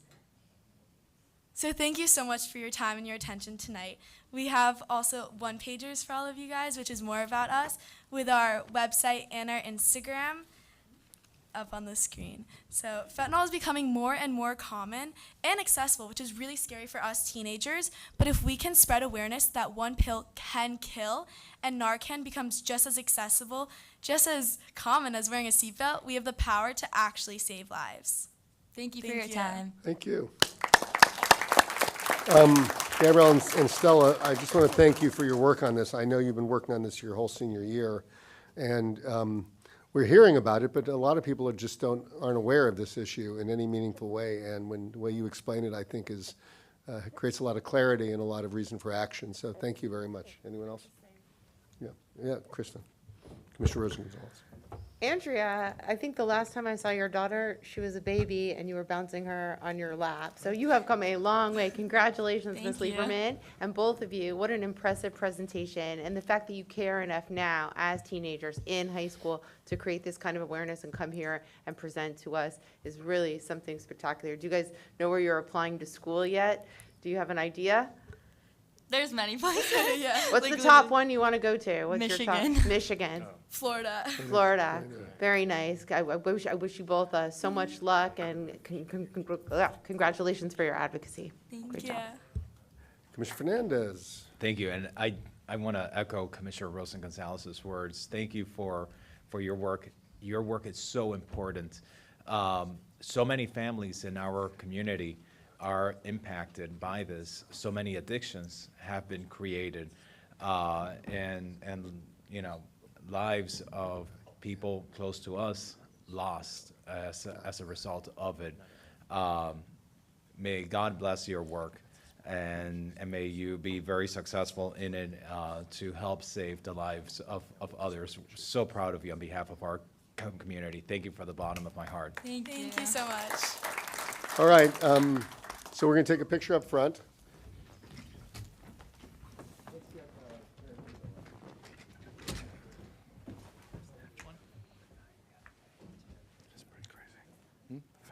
Oh, my God. Terrible. Horrible. I feel so old right now. I haven't seen her for like 15 years. It's crazy.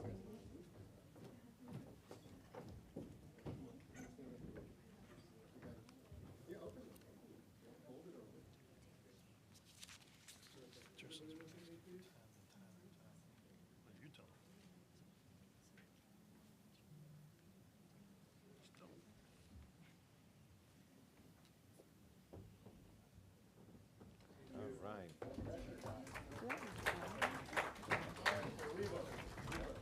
PA 14, recognition of GeoBond board members, requested by Mayor Gelber.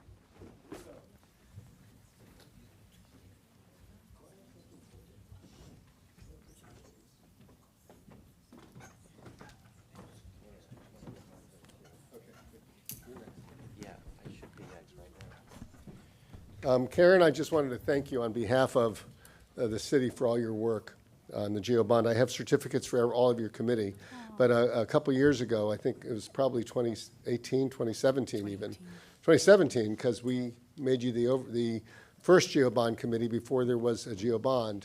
And I know, so from 2017 to, for 6 years, you have been chairing this committee as both the committee that created the oversight and then the committee, of course, that has now done the oversight since both bonds went through. It's an enormous amount of work. You had an all-star committee. My colleagues appointed wonderful people, but it's hard to manage people like that, and you did such a wonderful job. So I wanted to thank you on behalf of the city. I have certificates for your whole team, but I also want to most importantly thank you for giving us the most valuable thing a person has, which is their time, and you've given us an enormous amount, so thank you. Yeah, Commissioner Minor. So I was fortunate enough to be appointed by the mayor to attend and sit on the GeoBond committee. Everybody has one mistake. You bet. No comment. And I got to see firsthand, that's actually how we met and also developed a friendship. But you run a good meeting. I learned a lot just watching you, how you run those meetings, and you keep them lean, keep everyone on point, and obviously getting some good work done for our city in making sure the monies are spent well. There's oversight, and I think our residents can know that they're in good hands, making sure that their taxpayer dollars are being used wisely. Thank you. Anybody else? Okay, let's go take a picture and move on. Up, Commissioner Fernandez. Oh, Karen. Yeah, just quickly, I'm here representing the entire committee because this recognition is for all the members. And some of them have served with me since we started the GeoBond Advisory Committee in 2018. That's 5 years of monthly meetings. What a loyal group. And so I thank you on behalf of all of them. I also want to thank the staff because I just get to work with an amazing staff. Eric, Maria, Devin, Thais, really, I'm just so impressed with their tenacity to get these projects done. This is feel good. This is not fentanyl. This is really feel good. And when I walk the beach walk, all 7 miles of it some days, and I bike it, I think about the work and what we've done as a city. And when I think about the fire station that hopefully will be built in a few years, I'm proud that that's a GeoBond project. And the streets, and the trees, and the crime center that's going to come online, and so forth and so on. we should all be proud as a city for what we're doing, and I take a lot of pride in it. And finally, I just want to say, Dan, thank you for having the confidence in me to serve as the chair. I really appreciate it. So thank you all. You're now going to get one right. Okay. Thank you.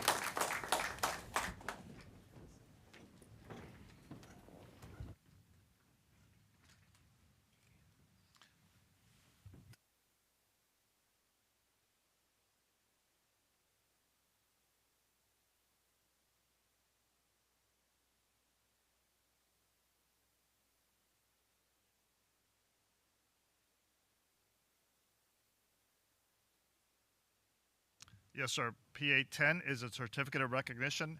Nicola Fabri, Miami Beach Fire Rescue Cadet Program, requested by Vice Mayor Richardson, PA 10. So why don't you all come on up, Nikolai, Mike, and your parents as well. Come on up.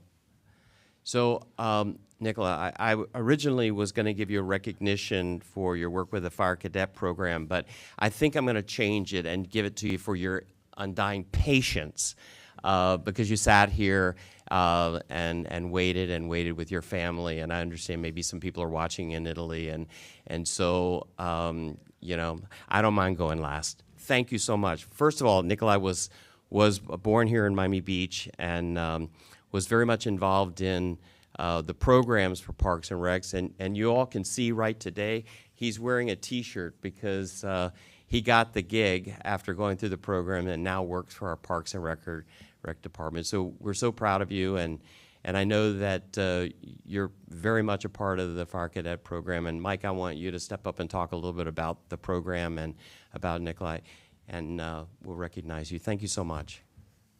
And no, you go first, Mike, and then we're going to let the honoree say a few words. Thank you so much. Apologize, a little close there. Does that sound better? Yes. Okay. Thank you so much, Commission, Mr. Mayor.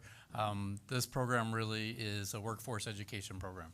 So the fundamental values of the fire service and being able to help raise our own is how we envision the cadet program and developing the community involvement of our youth. We teach them different skills from fire and EMS, and ultimately give them opportunities to encourage them in whatever path they choose.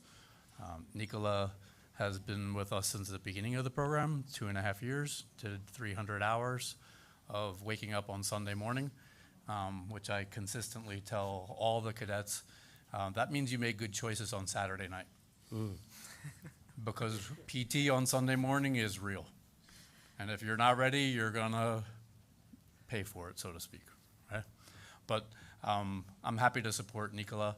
I couldn't have done it without the City of Miami Beach, the Fire Department, the Parks and Rec Department. This is really a good person to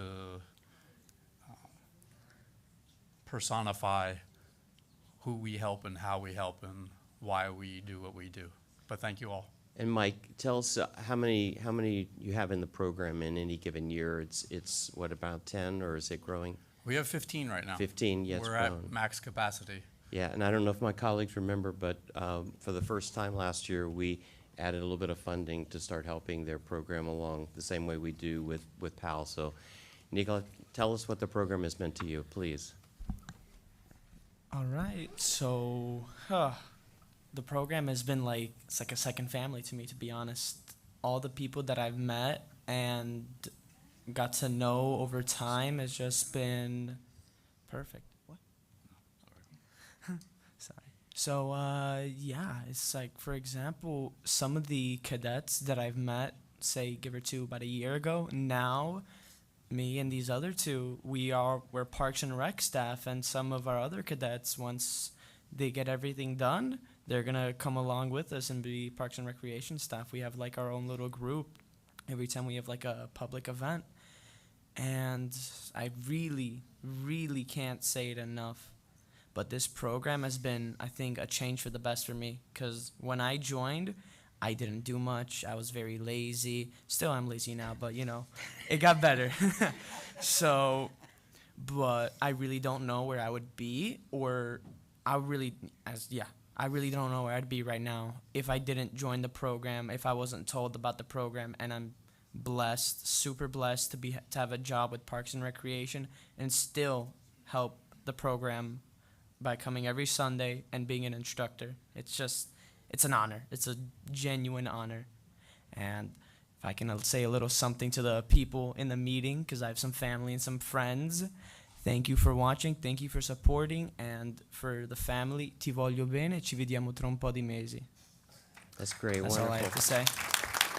You know, these programs are so incredible and integral to the success of our city, and so I'm not going to be here, but I hope my colleagues will continue funding the program and even growing the program, because I like the fact that you're having to think about Saturday night, what you're doing on Saturday night, because you know what you're going to be doing on Sunday morning. So congratulations to you and your family. Thank you. Thanks. Come on up and we'll get a picture. Thank you.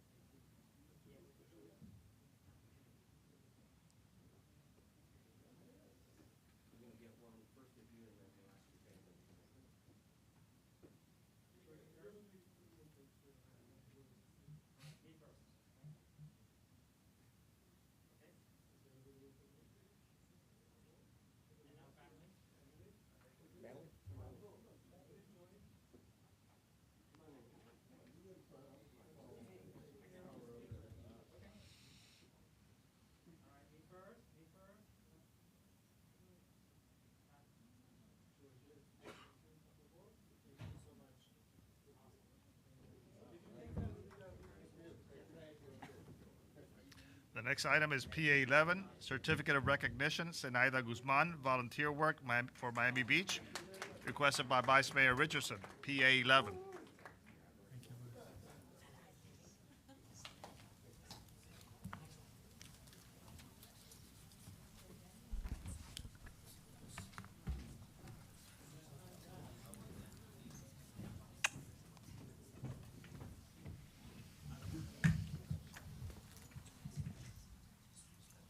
Zenaida, you too are going to get an award for patience. Thank you so much. I still have my fan club. I know you've got your fan club with you, and then it's a big fan club. Thank you. So, first of all, I just want to say how much I appreciate our friendship and how we got to know each other through the food distribution program. All the work you do for the community is incredible. You were one of our regular stops, your building, and you coordinated all of that so that it was seamless, and we would show up with the truck and start unloading food, and you made sure it got moved through the building in the right way. So we appreciate you so much. I love that you're constantly out going to events and always with a smile and a big heart. So tell us what living in the city means to you. Well, thank you so much, Vice Mayor Richardson. Thank you. I feel like so humbled. It's really, really nice to dress up for the occasion, by the way. I really feel honored. It's a lot of fun to live here in Miami Beach. I've been here since 1972, and I enjoyed every minute of it. What I do now, it's my labor of love on my retirement. So thank you again, and thank you, everyone.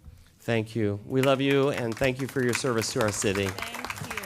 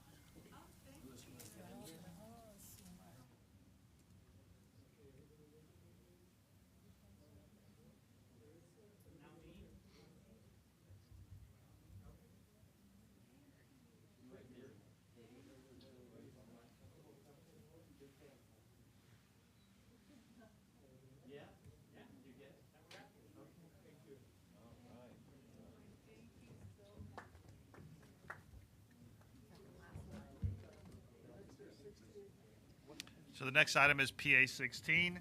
It's a presentation to Luis Callejas from aide to Vice Mayor Richardson, PA 16.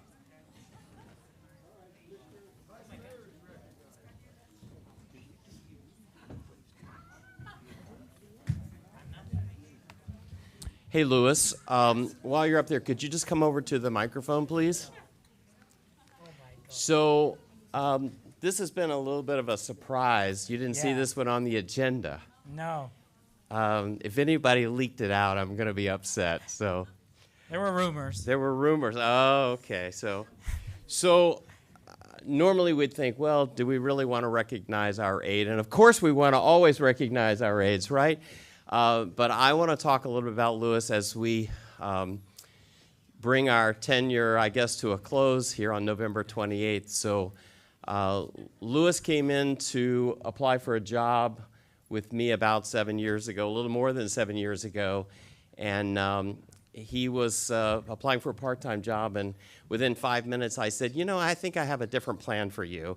And he worked on my campaign for a month, and then my staff, one of my staffers left, and he came in, and at age 21, he was running both my Capitol office and my local office, and he totally stepped up to do the work. So I jokingly said one day that we started working together when he was young. I say the same and thing. he said the same I say the about same me. thing. So, but truly, Louis, you know, during the pandemic, you really did step up beyond the call of duty, and most people never know that I couldn't have done everything that we did without you. You're a true partner, and 6 days a week, 6 in the morning, on the street with the food distributions, working late at night, and you know, we got it done. We took over $8 million of food that was donated to the community. We fed 145,000 families, and we just kept going and got it done. And anytime somebody would say, why don't we get some newspaper article, I would say, no, we don't want that. We don't want that. We just want to feed people. So, so we've got a little piece of glass for you. It's got your name spelled correctly. Okay. For going beyond the call of duty and helping to feed thousands of families during the COVID-19 pandemic. It's from all of us. And so you probably, I don't know what your plans are because we haven't really talked about it, but Yeah. I guess you're going to have a plan on November 28th or something. So are you going to hate me for doing this? No, no, You're no, very no, no. shy. Yeah, thank you, Commissioner. It's been a great journey, and you know, I don't think it's the end. It's just a start of a new beginning. We couldn't have done what we did without the community and the residents. They really came out and supported us. And there were points where we had too many volunteers, and we had to create a system. So I'm honored to have been a part of this effort, and the staff here at the city is just amazing. And you know, thank you, and thank you. Yes, so thank you so much. And it's so true that we got to meet so many folks in fire who came to support police, sanitation, property management. We had so much support from the city and from the community, helping to raise money so that we could pay part of the expenses. And you know, I've said before, you know, some people weren't happy that we were doing all this good work, and Louis and I endured 3 investigations that were reported that we were doing something illegal by distributing food, and all 3 of those investigations took months, and we endured them all, and they all went away with no findings. There were no findings. The only finding was that there were some jealous people in our community. But I'm proud of you. The little baby bird leaves the nest, but You'll be fine without me. I You'll think so. manage. But I hope you know how much I appreciate Thank you. 7 years. Thank you. Appreciate it. Thank you. And, yeah, and let me just put a point on it. I mean, there were so many times, I was amazed that our city was able to do what you guys did, honestly. I mean, just out of whole cloth, you created a food distribution center, and it wasn't obviously just the 2 of you, it was also so many departments in our city really figured out how to feed people and the rules for doing it and the way to get the food, and it was, but what was amazing between the 2 of you is I would always, if I thanked either of you publicly, you always you reminded me that the other was really responsible, and I thought that showed an incredible understanding that really what was most important was getting it done, not who got credit, and that's a great way to serve. You have a servant's heart, so I hope you continue in your service in some way to someone somewhere, because you've done a great job. Thank you. Thank you, Mayor. Yeah, I would just add, if I had an aide like you, I'd be running for president right now, but I didn't have that good luck, so here I am.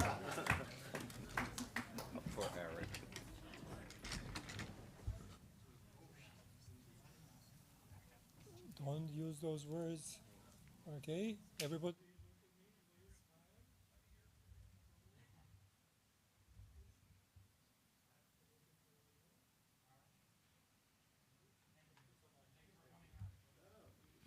Next item is PA 18, Robert Novo, aide to Commissioner Stephen Minor.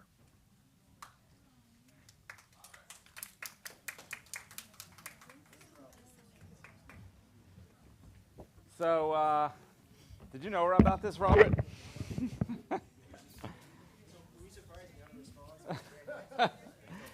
So I'm not going to read the whole proclamation, by the way, which I did not prepare. So, but it's quite accurate. But I will read 2 paragraphs. But I do want to say, literally, a heartfelt thank you. You know, this is public service, a public servant. It's actually it's an apropos word, right? We serve the public at the public's desire, and we respond. And you are the epitome of a public servant. You know, people often give us the accolades or credit or blame, but you know, there's a lot of people behind the scenes, and for me, you're right there every step of the way. Extremely talented, loyal. I mean, that's just it's a word that gets thrown around, but you can't overemphasize what that means to someone when you're in this position, and hardworking and dedicated, and I thank you for that. Thank you, Commissioner. I'm gonna read a couple paragraphs and I'll let you speak. But it's funny, when we went through the interview process, because you joined me, I had another aide who Amadeus Huff, who was quite talented as well, and he got married and moved to another country. So, and then I went through the interview process, and we got 75 resumes, I think. We went through that, and I interviewed 9 people on the phone, including you, and then I called one person in for an in-person interview, and that's you. And you wowed me from day one, so I appreciate it. And hopefully this is not goodbye, and we'll be working many years together. But I do want to read a couple of things.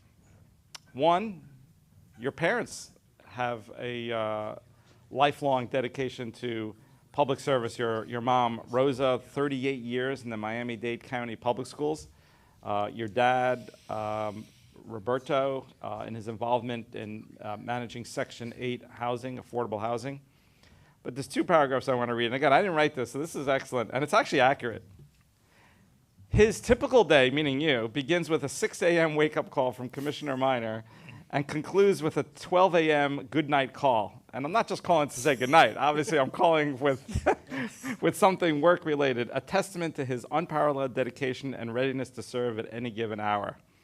Known affectionately as the senior's Heart Rob, Robert's passion for community engagement is most evident in his interactions with the senior members of our community, whom he serves with great joy and enthusiasm. And I do see that every time I go to a seniors event. You are quite popular. So, I won't read the rest, but it does mention as well that you enjoy going to the gym. Oh, and you played high school football, which is pretty evident looking at you as well. And you go to the gym. But what's amazing is you always answer my calls, even when you're in the gym. So I appreciate that. So I'm going to just finalize, and then I'm going to turn it over to you. But the City of Miami Beach recognizes and honors Robert Novo for his exceptional service, his unwavering commitment to the city and Commissioner Minor, and his inspiring dedication to making our community a better place. Now, therefore, do we, as mayor and commissioners of the City of Miami Beach, hereby proclaim October 25th, 2023 as Robert Novo Day.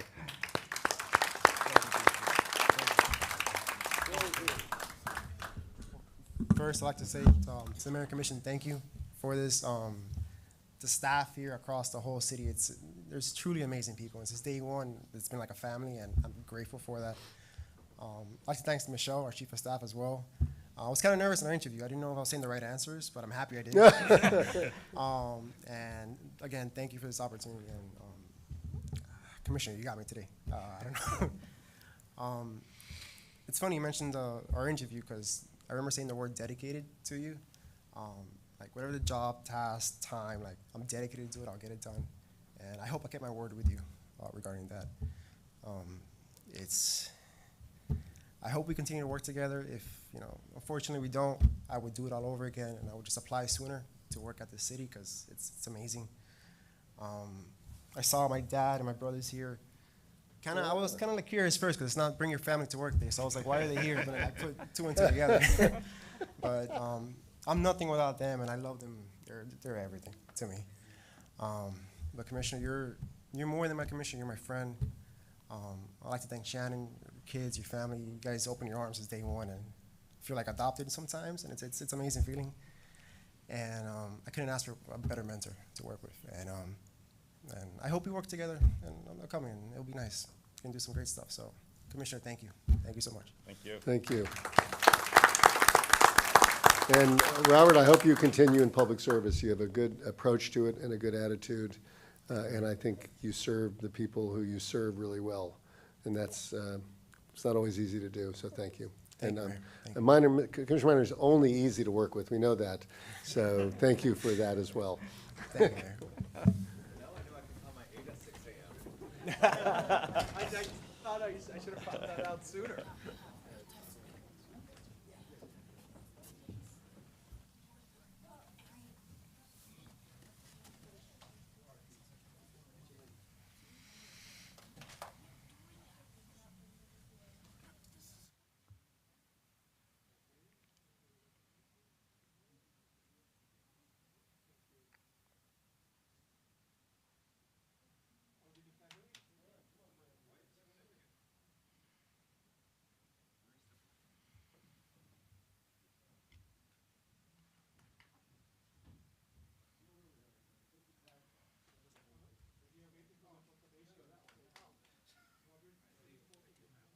Yeah, it goes on.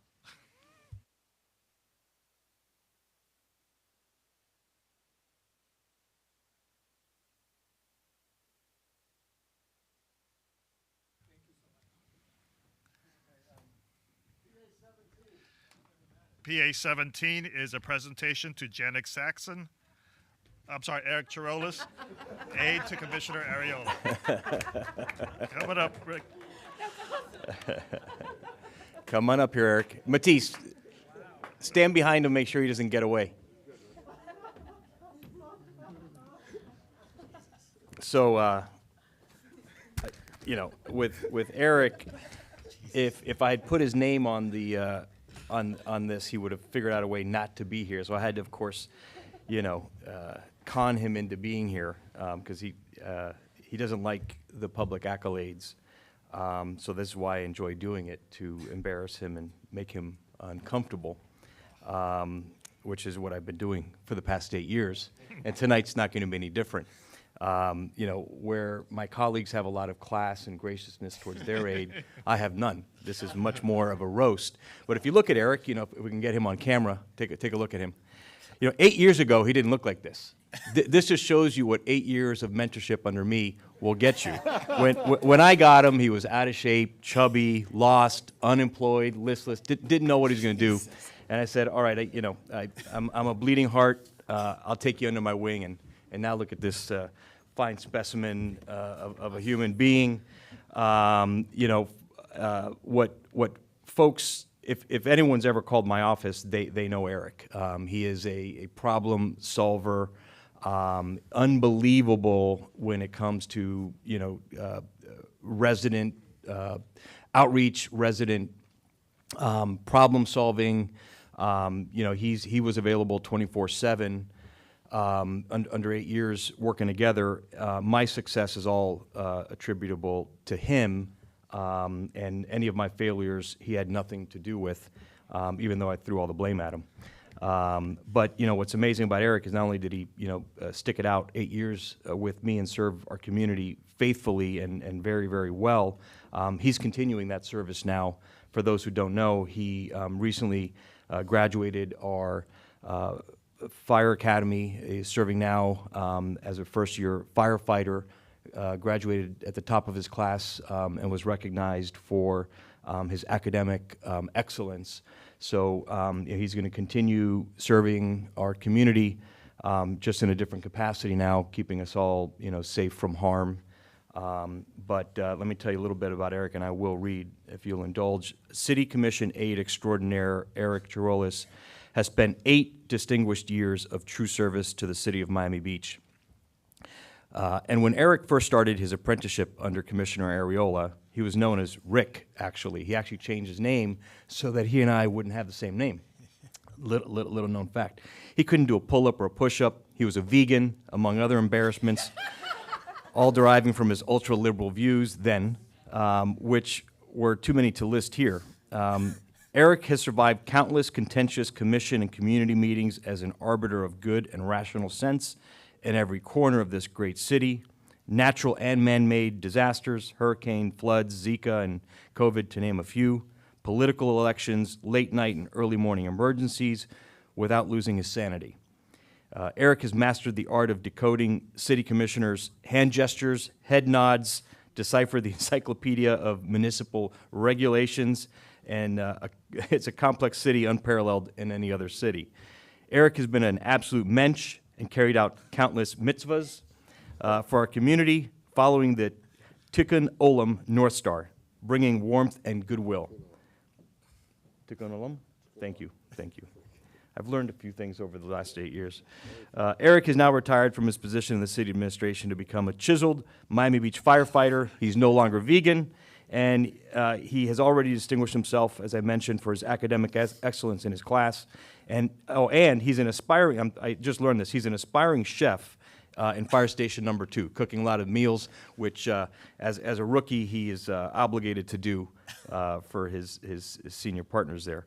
His unwavering commitment to service, even when it comes to putting his own safety in harm's way, culminating in his decision to join the Miami Beach firefighters. We extend our heartfelt gratitude for being a true friend and confidant to countless members of our community, always lending a hand and spreading kindness to those most in need. You have brightened the lives of many and are now continuing your service to our city by keeping us safe from harm and danger in your new role as a member of our city's fire department. So today, we hereby proclaim October 25th, 2023 as Eric Chirolis Day. Before you go down, first of all, 8 years with Commissioner Arriola. That's exactly right. That gets laughter and gasps without anything else. Just 8 years with Commissioner Arriola. You should not have a day. You should have like a month, maybe a year, maybe a decade. No, I don't. Really, though, Eric, I met you while I was running, and I always thought you were incredibly conversant on all the issues, and you seem to always be on top of everything. And I can tell you that it's really a great, from my perspective, the fact that you're going to continue service for the city in this really very significant role, because I think our police and firemen do the most important work for our city, and the fact that you've decided you want to do that speaks volumes of you, and as I begrudgingly say, Commissioner Arriola, for whatever, it hurts to say that he might have had some impact on you in any way, because you seem like you've got a great future, and I hate to give him a molecule of credit for that. But thank you very much for what you're going to be doing for our city, and we wish you the best health, the best success in all of this very important work you're doing. So thank you. You want to say anything? Oh, yeah, please. Yeah, I want to thank those kind words. Thank you, ChatGPT. I assume that was a vessel that was used for that. Brilliant. I'm definitely embarrassed, for sure. Commissioner Richardson, I don't think Mr. Book told Commissioner Arriola about the no surprise thing, so I was not ready for this. First time I'm wearing jeans to a commission meeting, so I just want to thank everyone up on the dais, the charter officers, the staff. I know Ricky called me a problem solver, but really at the end of the day, it's the city staff that does everything. I just pass the buck to them, like, hey, here's the problem with this, and they figure it out. So the city staff is extremely dedicated, all throughout, 24/7, from the first responders to the Parks Department. Yep, John Rebar is still there. Everyone, the directors and their support team, they're the ones who make the city run. And to all of you there who, you all have your ideas and your policies, and they come in different wavelengths, but ultimately it comes together to be, a beautiful symphony that makes the city the best city in the world. And so you all make that happen. Sometimes it's a little, contentious, but at the end of the day, you make it work, and it's beautiful. And I just want to give a special thanks to Ricky, my mentor, my friend, and my brother. That's it.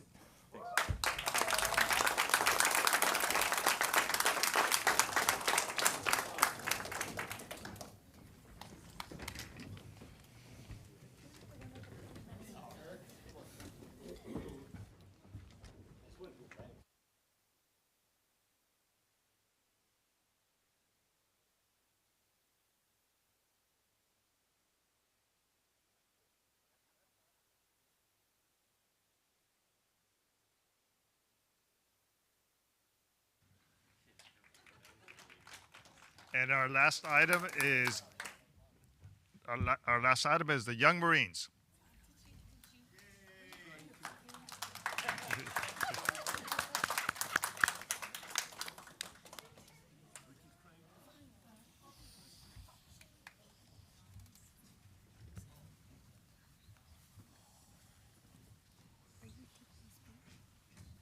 John, it's John, right? Yes, sir. John, Ferrero. thank We you met for a long waiting. time ago, Mr. Mayor. The what? We met a long time ago, Mr. Mayor, before you ran for office. Did I have more hair?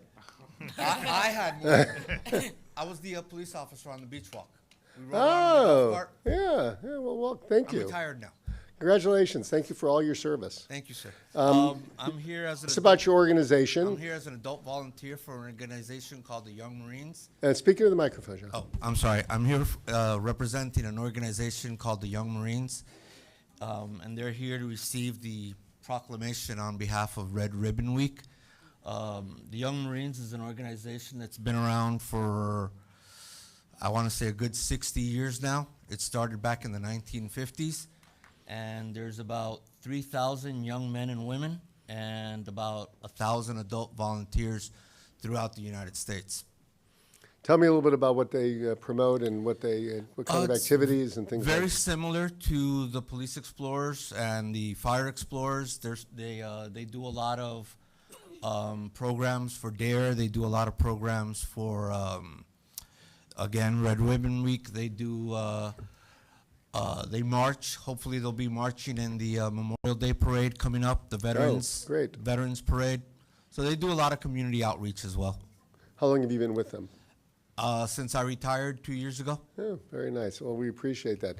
I've been advised that we don't have they left the procs back at City Hall, but we're going to come in, all of us are going to come and take a picture if they're willing to sit, to have a picture taken with Commissioner Areola, if that's okay.